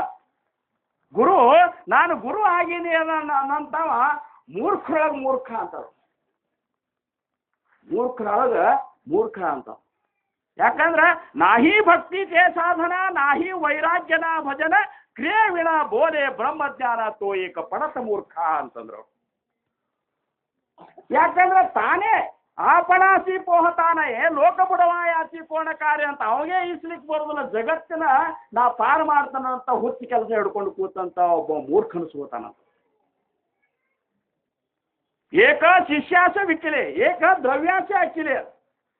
ಅತಿ ದುರಾಚೆನೆ ಕೇಳಿ ದೀನ ರೂಪ ಅಂತ ಇಂಥ ಗುರುಗಳು ನಿಮಗೆ ಸಿಗ್ತಾರಪ್ಪ ಅಂತ. ಅದ್ವೈತ ನಿರೂಪಣೆ ಆಘಾದ ವಕ್ತ ಪರಿವಿಷಯ ಲೋಲಂಗತ ಐಸೆ ಗುರುಚೇನೆ ಸಾರ್ಥಕತ ಹೋಣಾರ ನಾಯಿ ಅಂತ ಸಮರ್ಥರು ಹೆಂಗೆ ಹೇಳ್ಯಾರಂದ್ರ ಬಾಣ ಹೊಡೆದಂಗೆ ಹೇಳ್ಯಾರ. ಖರೆ ನಾವು ಹಂಗೆ ಇದ್ದೇವಂದ್ರೆ ಹಿಂಗಾಗ್ತದೆ ನೋಡು. ಸಾಂಬ ಸದಾಶಿವ ಅನ್ನೋದು ಮಾಡೋ ಪರಮೇಶ್ವರ ಗುರುಧ್ಯಾನ ಆರ್ತಿ ಆದ್ಮೇಲೆ ಒಂದು ಜೋಗುಳ ಪದ ಮಾಡಿದ್ರಂದ್ರೆ ಅದು ರಾತ್ರಿ ಭಜನೆ ನಿತ್ಯ ಏನಪ್ಪಾ ಮುಗ್ದಂಗೆ ಆಯ್ತು. ಮಧ್ಯಾಹ್ನ ಭಜನೆ ಧನ್ಯ ಹೋ ಪ್ರದಕ್ಷಿಣ ಅಂತ ಅಂದ್ಬಿಟ್ರೆ ಮಧ್ಯಾಹ್ನ ಭಜನೆ ಮುಗೀತು. ಸದ್ಗುರುನಾಥ ಮಾಧ್ಯಾಯ ಮಲಾಟ ದೇವಪಾಯ ಅಂದ್ರೆ ಮುಂಜಾನೆ ಭಜನೆ ನೋಡ್ರಿ. ಅದಕ್ಕೆ ಜ್ಞಾನೇವಿನ ಕರ್ಮವೆಗಡೆ ಹೇತು ಕದಾಪಿನ ಗಡಿಯ ಸದ್ಗುರುವಿನ ಜ್ಞಾನ ಜೋಡಿ ಹೇಹಿ ಅಘಟಿತ ಅಂತ. ಸದ್ಗುರು ಇರ್ಲಾರ್ದ ಇಂಥ ಒಂದು ವಿಚಾರಗಳ ತಿಳಿಲಿಕ್ಕೆ ಸಾಧ್ಯ ಇಲ್ಲ. ನಮ್ಮ ಮಹಾರಾಜರು ನಾವು ಭಾಗ್ಯವಂತರು, ಎಂಥ ಭಾಗ್ಯವಂತರು ಅಂದ್ರೆ ನಮಗೆ ಮಾಡಿ ತೋರಿಸಿದ್ರು ನಮ್ಮ ಮಹಾರಾಜರು, ಮಾಡಿ ತೋರಿಸಿದ್ರು, ಕುಡಿಬೇಕಾದ್ರೆ ಕುಣು ತೋರಿಸಿದ್ರು ನಮ್ಮ ಮಹಾರಾಜರು. ಸಮುದಾಯದೊಳಗೆ ಜ್ಞಾನದೇವ ತುಕಾರಾಮ್ ಅನ್ನುವಂತ ನಮ್ಮ ಮಹಾರಾಜರು ಕುಣಿದು ನಾ ಸ್ವತಃ ನೋಡಿನಿ, ನನ್ನ ಕಣ್ಣು ನೋಡ್ಯ ಕುಣಿದು ತೋರಿಸಿದಂತ ಗುರುನಾಥ. ಅಂಥವ ಇಂಥ ಒಂದು ಕಲ್ಪನೆಯನ್ನ ಇಂಥ ಒಂದು ಸತ್ಯವನ್ನು ನಾವು ಪ್ರಕಟ ಮಾಡಿದ ಮೊದಲನೇ ದಿವಸ ಸದ್ಗುರು ಸಮರ್ಥ ರಾಮದಾಸ್ ಮಹಾರಾಜರನ್ನ ಆಹ್ವಾನ ಮಾಡ್ಕೊಂಡೆವು ನಮ್ಮ ಸಪ್ತಾಹದೊಳಗೆ. ಎರಡನೇ ದಿವಸ ಮಾವುಲಿಯವರನ್ನು ಆಹ್ವಾನ ಮಾಡ್ಕೊಂಡೆವು. ಮಾವುಲಿಯವರು ಬಂದಾರಂದ್ರ ಮಾವುಲಿಯವರನ್ನು ಬಿಟ್ಟು ನಿವೃತ್ತಿನಾಥರು ಇರ್ತಿದ್ದಿಲ್ಲ, ಸೋಪಾನ ಕಾಕ ಇರ್ತಿದ್ದಿಲ್ಲ, ಮುಕ್ತಾಬಾಯಿ ಇರ್ತಿದ್ದಲ್ಲ. ಅಂದ್ರ ಮಾವುಲಿಯವ್ರ ಜೊತೆ ಇಷ್ಟೆಲ್ಲ ಮಂದಿನೂ ಇದ್ದಾರೆ ಇವತ್ತು. ರಾಮದಾಸ್ ಮಹಾರಾಜರ ಜೋಡಿ ಕಲ್ಯಾಣಿ ಬಿಟ್ಟು ಇರ್ತಿದ್ದಲ್ಲ, ಕಲ್ಯಾಣಿನೂ ಈ ಜಾಗದೊಳಗಿದ್ದ. ನಮ್ಮ ಮಹಾರಾಜರು ಇದ್ದಾರಂತಂದಾಗ ಭಾವಸಾಹೇಬ್ ಮಹಾರಾಜರು 9 ಮಂದಿ ಶಿಷ್ಯರು ಈ ಜಾಗದೊಳಗಿದ್ದಾರೆ. ಇಷ್ಟೆಲ್ಲ ತುಂಬಿದ ಈ ಸಭಾದೊಳಗೆ ನಾವು ಜ್ಞಾನವಂತರಾಗಿದ್ದೇವೆ ಅಂದ್ರೆ ಇಲ್ಲಿ ಹೆಂಗೆ ಸೇವೆಯನ್ನು ನಾವು ತಗೋಬೇಕು, ಎಂಥ ಒಂದು ಆನಂದವನ್ನು ನಾವು ತಗೋಬೇಕು, ನಾವು ಎದಕ್ಕಾಗಿ ಬಂದೆವು, ಏನು ತಗೋಬೇಕು ಅನ್ನುವಂಥ ಜ್ಞಾನ ನಮ್ಮಲ್ಲಿ ಉತ್ಪತ್ತಿ ಆಗ್ತದೆ. ಇರ್ಲಿಕ್ಕಂದ್ರೆ ಹಂಗೆ ಸಪ್ತಾಕ್ ಬಂದು ಹಂಗೆ ಹೋಗೋದಾಗಿಬಿಡ್ತದೆ ನಮಗೆ ತಿಳಿಲಿಲ್ಲ ಅಂದ್ರೆ. ಹಂಗ ಜ್ಞಾನೇಶ್ವರ ಮಾಮೂಲಿ ಅವರು ಸಣ್ಣ ಹುಡುಗರಿದ್ದ ಎಷ್ಟೊಂದು ತ್ರಾಸ ತಗೊಂಡ್ರು, ಯಾರ ಮನೆಗೆ ಹೋದ್ರು ಸಹಿತ ಅವ್ರನ್ನ ಒಳಗೆ ಕರ್ಕೋತಿಲ್ಲ, ಅವ್ರಿಗೇನು ಹಾಕ್ತಿದ್ದಿಲ್ಲ. ವಿಠೋಬ ಅವರು ಏನಪ್ಪ ಈ ಮಕ್ಕಳನ್ನ ಸಲಬೇಕಾದ್ರೆ ಎಷ್ಟು ಮನಸ್ಸಿಗೆ ಅಂತಕ್ಕನ್ನು ಆಗ್ತದೆ. ನಮ್ಮ ಮಕ್ಕಳು ಎಲ್ಲರ ಜೊತೆ ಇರಬೇಕನ್ನೋದು ಎಲ್ಲ ತಂದೆ ತಾಯಿಗಳ ಚಿಂತನೆ ಇರ್ತದೆ. ಬ್ರಾಹ್ಮಣರಾಗಿ ಇವರು ಉಪನಯನ ಮಾಡಬೇಕು ಅನ್ನುವಂಥ ಚಿಂತೆ, ಮುಂಜಿಗೆ ಮಾಡಬೇಕು ಅನ್ನೋ ಚಿಂತೆ ಅವಾಗ ಮುಂಜಿಗೆ ಮಹತ್ವ ಇತ್ತು. ಈಗೇನು ಬಿಡು, ಯಾವಾಗ ಬೇಕಾದಾಗ ಮಾಡ್ತಾರೆ. ಲಗ್ನ ಹಿಂದಿನ ದಿವಸ ಮುಂಜಿಗೆ ಮಾಡಿಬಿಡ್ತಾರೆ. ಈಗ ಆಗಿನ ಕಾಲ ಹಂಗಿತ್ತು, 8 ವರ್ಷಕ್ಕೆ ಮುಂಜಿಗೆ ಆಗಬೇಕು ಅನ್ನೋದಿತ್ತು. 8 ವರ್ಷಕ್ಕೆ ನನ್ನ ಮಕ್ಕಳು ಮುಂಜಿಗೆ ಮಾಡಬೇಕಲ್ಲ ಅಂತೇಳಿ ಚಿಂತೆ ವಿಠೋಬಾರಿಗೆ ಹತ್ತಿ ಪೈಠಣದ ಬ್ರಾಹ್ಮಣರಿಗೆ ಹೋಗಿ ಭೇಟಿ ಆದ್ರೆ, ಆಳಂದಿ ಬ್ರಾಹ್ಮಣರಿಗೆ ಹೋಗಿ ಭೇಟಿ ಆದ್ರು. ಅವರಂದ್ರು ಇದನ್ನ ನಿರ್ಣಯ ತಗೊಳ್ಳಿಕ್ಕೆ ನನಗೆ ನಮಗೂ ಆಗುದಿಲ್ಲ ಅಂದ್ರು. ಆಳಂದಿ ಬ್ರಾಹ್ಮಣರು ಅಂದ್ರು, ಒಬ್ಬ ಸನ್ಯಾಸಿ ಬಂದು ಪ್ರಪಂಚ ಮಾಡಿ ಮಕ್ಕಳನ್ನ ಹಡ್ದಾನಂದ್ರ ಆ ಮಕ್ಕಳಿಗೆ ಮುಂಜಿಗೆ ಮಾಡಬೇಕು ಮಾಡಬಾರ್ದು ಅನ್ನುವಂಥ ನಿರ್ಣಯ ನಮಗೆ ತಗೊಳ್ಳಿಕ್ಕೆ ಆಗೋದಿಲ್ಲ. ನೀವು ಪೈಠಣಕ್ಕೆ ಹೋಗಿ ಪೈಠಣ ಬ್ರಾಹ್ಮಣ ಸಮುದಾಯಕ್ಕೆ ಕೇಳ್ರಿ. ಪೈಠಣದವ್ರಂದ್ರು ಸಾಧ್ಯನೇ ಇಲ್ಲಂದ್ರು. ಇದಕ್ಕೆ ನಮ್ಮ ಯಾವ ಗ್ರಂಥ ಒಳಗೂ ಇದಕ್ಕೆ ಯಾವ ಉಪಾಯನೇ ಇಲ್ಲಂದ್ರು. ಯಾಕಂದ್ರೆ ನೀನು ಭ್ರಷ್ಟ ಕೆಲಸ ಮಾಡಿಬಿಟ್ಟು ನೀನು ಎಂಥದ್ದಂದ್ರೆ ಅದಕ್ಕೆ ಯಾವ ಪ್ರಾಯಶ್ಚಿತ್ತನೂ ಇರ್ಲಾರ್ದಂಥ ಒಂದು ಕೆಲಸ ನಾ ಮಾಡಿಬಿಟ್ಟಿನಿ. ಏನರ ಮಾಡಿ ಪ್ರಾಯಶ್ಚಿತ್ತ ಮಾಡ್ಬೋದು. ಈಗ ಏನರ ಮಾಡಿದ್ರೆ ಒಂದು ಯಜ್ಞ ಮಾಡಿ ಅದನ್ನು ಮುಟ್ಟಿಸ್ಕೊಂಡು ಬಿಡ್ತಾರೆ. ಅಂಥವು ಯಾವ ಮಾಡ್ಲಿಕ್ಕೆ ಆಗ್ಲಾರ್ದಂಥ ಕೆಲಸ ನೀವು ಮಾಡಿ ಅಂತ ನಿರ್ಣಯ ತಗೊಂಡ್ರು ಅವರು ಪಂಡಿತರು. ಹಂಗಾದ್ರೆ ಏನಾರ ಮಾಡ್ಬೇಕು, ಮಕ್ಕಳು ಮುಂಜಾನೆ ಆಗ್ಬೇಕು, ಇದಕ್ಕೆ ಪ್ರಾಯಶ್ಚಿತ್ತ ಏನಾರ ಹುಡುಕಾಡಿ ಹೇಳ್ರಿ ಅಂದ್ರೆ ಅವ್ರು ಎಲ್ಲ ಗ್ರಂಥ ತೆಗೆದ ಒಂದು ಇದು ಹೇಳಿದ್ರು, ನೀವಿಬ್ರು ಗಂಡ ಹೆಂಡತಿ ನಿಮ್ಮ ದೇಹ ತ್ಯಾಗ ಮಾಡ್ಬೇಕು. ನೀವಿಬ್ರು ಗಂಡ ಹೆಂಡತಿ ನಿಮ್ಮನ್ನು ನೀವು ಏನಪ್ಪಾ ಅಂದ್ರೆ ನದಿ ಒಳಗೆ ನೀವು ಸಮರ್ಪಣೆ ಮಾಡ್ಕೊಂಡ್ರೆ ಅಂದ್ರೆ ನೀವು ಮಾಡಿದಂಥ ಪಾಪದ ಪ್ರಾಯಶ್ಚಿತ್ತ ಆಗ್ತದ ಅಂತಂದು ಕೂಡಲೇ ಮಕ್ಕಳು ಕೂಸುಗಳು ಮಲ್ಕೊಂಡಿದ್ದು ರಾತ್ರಿ 1 ಸುಮಾರು ಇಬ್ರು ಗಂಡ ಹೆಂಡತಿ ಹೋಗಿ ನದಿಯೊಳಗೆ ತಮ್ಮ ಜೀವನ್ನೇ ಕೊಟ್ಟುಬಿಟ್ಟು. ನೋಡ್ರಿ, ವಿಚಾರ ಮಾಡ್ರಿ, ಇವೆಲ್ಲ ಕಲ್ಪನಾ ಮಾಡ್ಕೊಂಡೇವು ಅಂದ್ರೆ ಮಕ್ಕಳು ತಂದೆ ತಾಯಿ ಮಗ್ಗಲು ಮಲ್ಕೊಂಡಾರ ಅಂತೇಳಿ ನಿಶ್ಚಿಂತೆಯಿಂದ ಮಲ್ಕೊಂಡಂಥ ಮಕ್ಕಳು. ಅವ್ವ ಅಪ್ಪ ನಮ್ಮ ಮಗ್ಲಿದ್ದಾರ ಅಂದ್ರೆ ನಿಶ್ಚಿಂತವಾಗಿ ನಿದ್ರೆಯನ್ನು ಹೊಂದಿದಂಥವ್ರು ಮುಂಜಾನೆ ಎಳದಕ್ಕ ನೋಡ್ತಾರ, ಅವ್ವ ಅಪ್ಪನೇ ಇಲ್ಲ. ಮೊದಲೇ ಊರಾಗ ಕರ್ಕೋದಿಲ್ಲ ಅಂಥದ್ರಾಗ ಇಟ್ಟು ತಿರಸ್ಕೃತರಾಗಿ ಸಣ್ಣ ಹುಡುಗರು ಏನು ನಿರ್ಧಾರ ತಗೋಬೇಕು? ಅವಾಗಂದ್ರೆ ಅವರು ಸೋಪಾನ ಅವರು ಮತ್ತು ನಿವೃತ್ತಿನಾಥರದ ಅಂದ್ರು ನಮಗೆ ಯಾಕರೇ ಬೇಕು ಜ್ಞಾನೇಶ್ವರ ಅಂದ್ರೆ ಅವರು ನಮಗೆ ಈ ಮುಂಜಾನೆ ಯಾಕೆ ಬೇಕು? ನಾವು ಅವತಾರಿಕರು, ಭಗವಂತನ ಜಗತ್ ಕಲ್ಯಾಣಕ್ಕಾಗಿ ಬಂದವ್ರು, ನಾವು ಜಗತ್ ಕಲ್ಯಾಣ ಕಾರ್ಯ ಮಾಡಿಬಿಡ್ನು ಅಂತಂದ್ರು. ಅಂದಾಗ ಮಾವುಲಿ ಅವರಂದ್ರು ಹಂಗೆ ಮಾಡ್ಲಿಕ್ಕೆ ಬರೋದಿಲ್ಲ. ನಾವು ಯಾವ ಧರ್ಮವನ್ನು ಸ್ವಧರ್ಮವನ್ನು ಆಚರಣೆ ಮಾಡಲಿಕ್ಕೆ ಬೇಕು. ಅದಕ್ಕೆ ನಾವು ಹೋಗೋಣ, ನಾವು ಅವ್ರಿಗೆ ನಮ್ಮ ಒಂದು ವ್ಯಕ್ತಿತ್ವವನ್ನು ತೋರಿಸೋಣ ಅಂತ ಹೇಳಿ ಕಾಶಿ ಒಳಗೆ ಅವ್ರನ್ನ ಕಳಿಸಿದ್ರು. ಕಾಶಿ ಒಳಗೆ ಹೋಗಿ ನೀವು ಏನಪ್ಪ ಅಂದ್ರೆ ಶುದ್ಧೀಕರಣ ಪತ್ರ ತೊಗೊಂಡು ಬಂದ್ರೆ ಅಂದ್ರೆ ನೀವು ಮುಂಜಿ ಮಾಡ್ಕೋಬೇಕಾದಂತೆ ಪೈಠಣ ಬ್ರಾಹ್ಮಣ ಹೇಳಿದಾಗ ಕಾಶಿ ಒಳಗೆ ಹೋಗಿ ನೀನು ಯಾರು ಅಂತ ಒಬ್ಬೊಬ್ಬರು ಕೇಳಿದ್ರು. ನಿವೃತ್ತಿನಾಥರಂದ್ರು. ನಾನು ನಿವೃತ್ತಿ ಸ್ಥಿತಿಯನ್ನು ಹೊಂದಿದಂಥ ನಿವೃತ್ತಿನಾಥನೇ ಇದ್ದೀನಿ. ನಾನು ಜ್ಞಾನದ ಈಶ್ವರನೇ ಆದಂಥ ಜ್ಞಾನೇಶ್ವರ ಇದ್ದು ಅಂತೇಳಿ ತಮ್ಮ ಹೆಸರು ಮೇಲೆ ಇವರು ವರ್ಣ ಹೇಳಿಕತ್ರು. ಜ್ಞಾನದ ಈಶ್ವರನೇ ಏನಾಗಿದ್ರೆ ನೀನು ಜ್ಞಾನನೇ ನೀನು ಸರ್ವಭೂತವನ್ನು ನಾನು ಜ್ಞಾನವಂತರಾಗಿದ್ದೀನಿ ಅಂತಂದ್ರೆ ಮತ್ತೆ ಇಲ್ಲಿ ಕ್ವಾಣ್ ನಿಂತದ್ದು ಇದು ನೀವು ಹೇಳಿದಾಗ 4 ವೇದಗಳನ್ನು ಹೇಳಿಕ್ಕೆ ಸಾಧ್ಯದ ಅಂತ ಕೇಳಿದ್ರು ಜ್ಞಾನಿಯರು. ಹೇಳಿಕ್ಕೆ ಸಾಧ್ಯದ ಅಂದ್ರೆ ಅವ್ರು ಎಲ್ಲದ್ರಾಗೂ ನಾನೇ ತುಂಬಿನಿ ಅಂತ ಹೊತ್ನ್ಯಾಗ ಅದ್ಯಾಕೆ ಹೇಳೋದಿಲ್ಲ ಅಂತಂದ್ರೆ ಹೇಳಿಸ್ ನೋಡೋಣ ಅಂದ್ರೆ ಕ್ವಾಣಿನ ಕೈಲಿ 4 ವೇದಗಳನ್ನು ನುಡಿಸಿದ್ರು. ಹಿಂಗೆ ಅವ್ರು ಏನಪ್ಪ ಅಂದ್ರೆ ಮುಂದೆ ತಮ್ಮ ಅವತಾರ ಕಾರ್ಯದೊಳಗೆ ಇಂಥ ಒಂದು ಪವಾಡಗಳನ್ನು ಮಾಡಿಕೊಂಡು ಜಗತ್ತಿಗೆ ಇವರು ಏನಪ್ಪ ಅಂದ್ರೆ ಅವತಾರಿಕರು, ಇವರು ಭಗವಂತನ ಸ್ವರೂಪಿಗಳು, ಇವರು ಸಣ್ಣವರು ಅಂತೇಳಿ ನಾವು ತಿಳ್ಕೊಂಡ್ರೆ ಇವರು ಸಣ್ಣವರಲ್ಲ, ಇವರು ಭಗವಂತನ ಸಾಕ್ಷಾತ್ ಅವತಾರಿಕರು ಅನ್ನುವಂಥದ್ದು ಜಗತ್ತಿಗೆ ಯಾವಾಗ ಕಲ್ಪನಾ ಬಂದ ಕೂಡಲೇ ನಿವೃತ್ತಿನಾಥರಂದ್ರು, ಜ್ಞಾನೇಶ್ವರ ನೀನು ಈ ಜಗತ್ತಿನಗೆ ಜ್ಞಾನ ಬೋಧನೆ ಮಾಡುವಂಥ ಈ ಒಂದು ಭಗವದ್ಗೀತೆಯ ಮೇಲೆ ನೀನು ಜ್ಞಾನೇಶ್ವರಿ ಗ್ರಂಥವನ್ನು ರಚನಾ ಮಾಡಂದ್ರು. ಅಂಥ ಗ್ರಂಥ ರಚನಾ ಮಾಡಿದರು.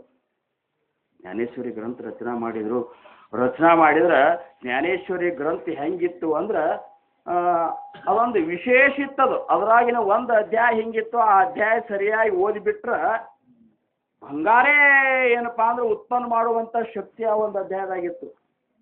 ನಿವೃತ್ತಿನಾಥರಂದ್ರು ಮತ್ತೆ ಬಂಗಾರ ಮಾಡುವಂಥದ್ದು ಒಂದು ಅಧ್ಯಾಯ ಹಾಕಿ ಅಲ್ವಾ ಅದನ್ನು ತೆಗಿ ಅಂದ್ರೆ ಅವರು ನಾಳಿದ್ರೆ ಗ್ರಂಥ ಯಾರು ಓದ್ತಾರ ಅದನ್ನ ಅದೊಂದು ಅಧ್ಯಾಯ ಓದಿ ಬಂಗಾರ ಮಾಡ್ಕೊತಾನೆ ಹೋಗ್ತದೆ ಮಂದಿ. ಮತ್ತು ಇವ್ರಿಗೇನು ನೀ ಜ್ಞಾನ ಮಾಡಿದಂಗೆ ಆತು, ಇದನ್ನೆಲ್ಲನೂ ನಿಮ್ಗೆ ಏನದ ಇದನ್ನ ಮತ್ತೊಂದು ಎಲ್ಲದ್ರಾಗೂ ಹಾಕಿಬಿಡ ಅಂತೇಳಿ ಜ್ಞಾನೇಶ್ವರಿ ತಯಾರು ಮಾಡಿದ್ರು. ಖರೆ ಈ ಜ್ಞಾನೇಶ್ವರಿ ಮುಂದೆ ಬೆಳವಣಿಗೆ ಆಗಲಿ ಅಂತೇಳಿ ಅವ್ರೇನು ವಿಚಾರ ಮಾಡಲಿಲ್ಲ. ಗ್ರಂಥ ತಯಾರು ಮಾಡಿದ್ರು, ನನ್ನ ಅವತಾರದ ಕಾರ್ಯ ಮುಗೀತು ಅಂತೇಳಿ ಏನಪ್ಪ ಅಂದ್ರೆ ನಾನು ಸಂಜೀವಿನಿ ಸಮಾಧಿ ತಗೋತ್ನಂತೇಳಿ ಅಣ್ಣವ್ರಿಗೆ ಹೇಳಿದ ಕೂಡಲೇ ಅವ್ರು ಆಯ್ತಪ್ಪ ಅಂದರು. ಅಷ್ಟೊಂದಕ್ಕೆ ನಾಮದೇವ ಮಹಾರಾಜರಿದ್ರು. ಸ್ವತಃ ಪಾಂಡುರಂಗ ನಾಮದೇವ ಒಂದೊಂದು ಕೈ ಹಿಡ್ಕೊಂಡು ಆಳಂದಿ ಒಳಗೆ ಇವ್ರು ಸಂಜೀವಿನಿ ಸಮಾಧಿಗೆ ಜ್ಞಾನೇಶ್ವರ ಮಹಾರಾಜನ ಕರ್ಕೊಂಡು ಹೋಗಿ ಸಮಾಧಿ ಒಳಗೆ ಮುಂದೆ ಜ್ಞಾನೇಶ್ವರಿ ಗ್ರಂಥ ಇಟ್ಕೊಂಡು ಏನಪ್ಪ ಅಂದ್ರೆ ದಿವ್ಯ ದೃಷ್ಟಿಯನ್ನು ಇಟ್ಟುಕೊಂಡು ಅವ್ರು ಕೂತಾಗ ಮುಂದೆ ಸಮಾಧಿ ಇದು ಮಾಡಿದರು. ಆ ಸಮಾಧಿ ಯಾವಾಗ ಆಯ್ತು ಅಂದ್ರೆ 12ನೇ ಶತಮಾನದಾಗ ಆಯ್ತು. 12ನೇ ಶತಮಾನದಾಗ ಈ ಸಮಾಧಿ ಆಯ್ತು. ಪರಿಸ್ಥಿತಿ ನೋಡ್ರಿ, ಇಷ್ಟೆಲ್ಲ ನಾವು ಇಷ್ಟೋ ತನಕ ಅವ್ರದ್ದು ಆ ಚರಿತ್ರೆ ಅನುಭವ ತಗೊಂಡೆವು.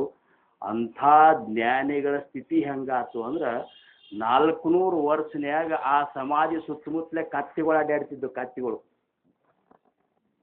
400 ವರ್ಷದೊಳಗೆ ಪರಿಸ್ಥಿತಿ ಹೆಂಗಾತಂದ್ರೆ ಆ ಸಮಾಧಿ ಸುತ್ತಮುತ್ತಲೇ ಕತ್ತಿಗಳು ಅಡ್ಡಾಡ್ತಿದ್ದು, ಬರೀ ಕತ್ತಿಗಳು ಅಡ್ಡಾಡ್ತಿದ್ದು.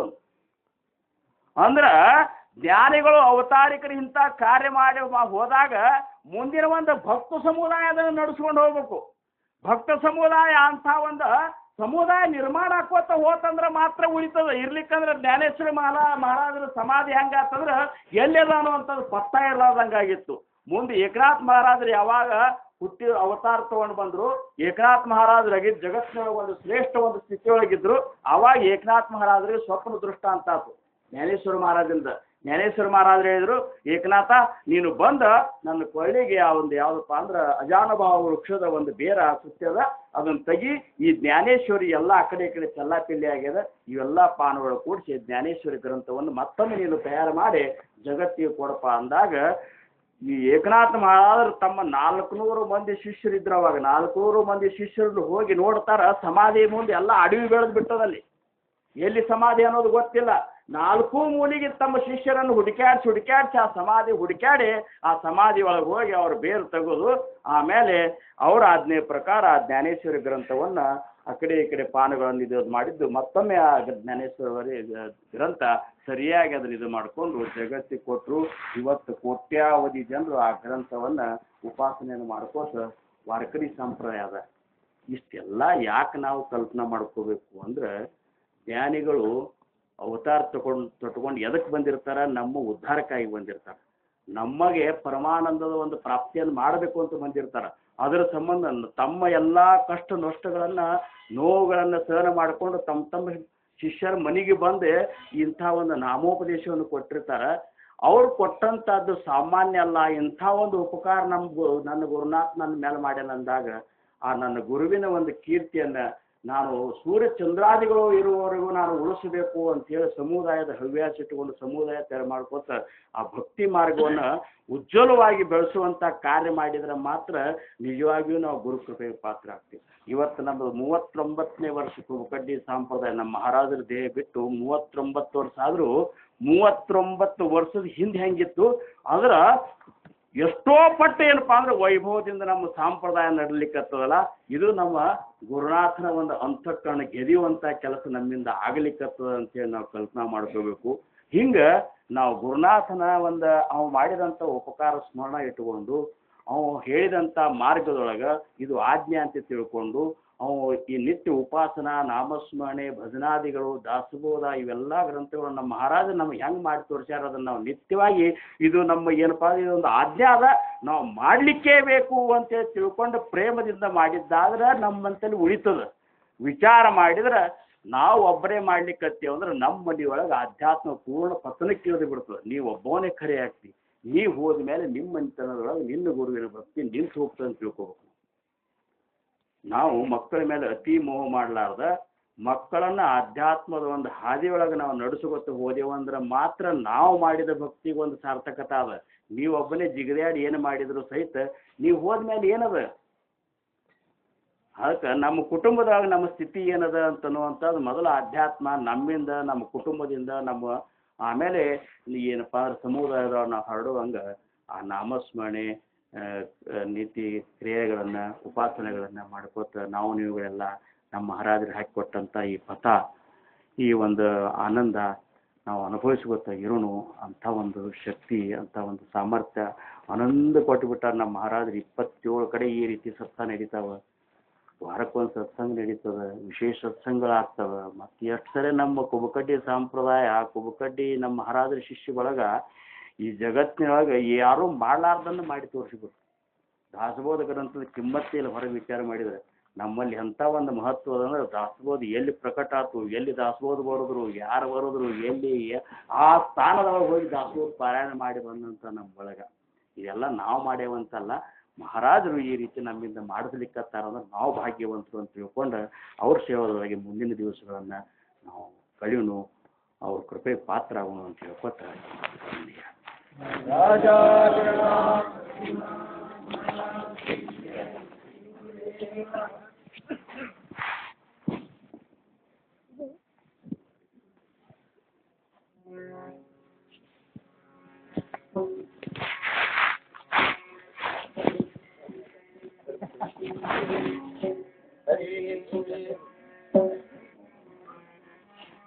ಹರೇ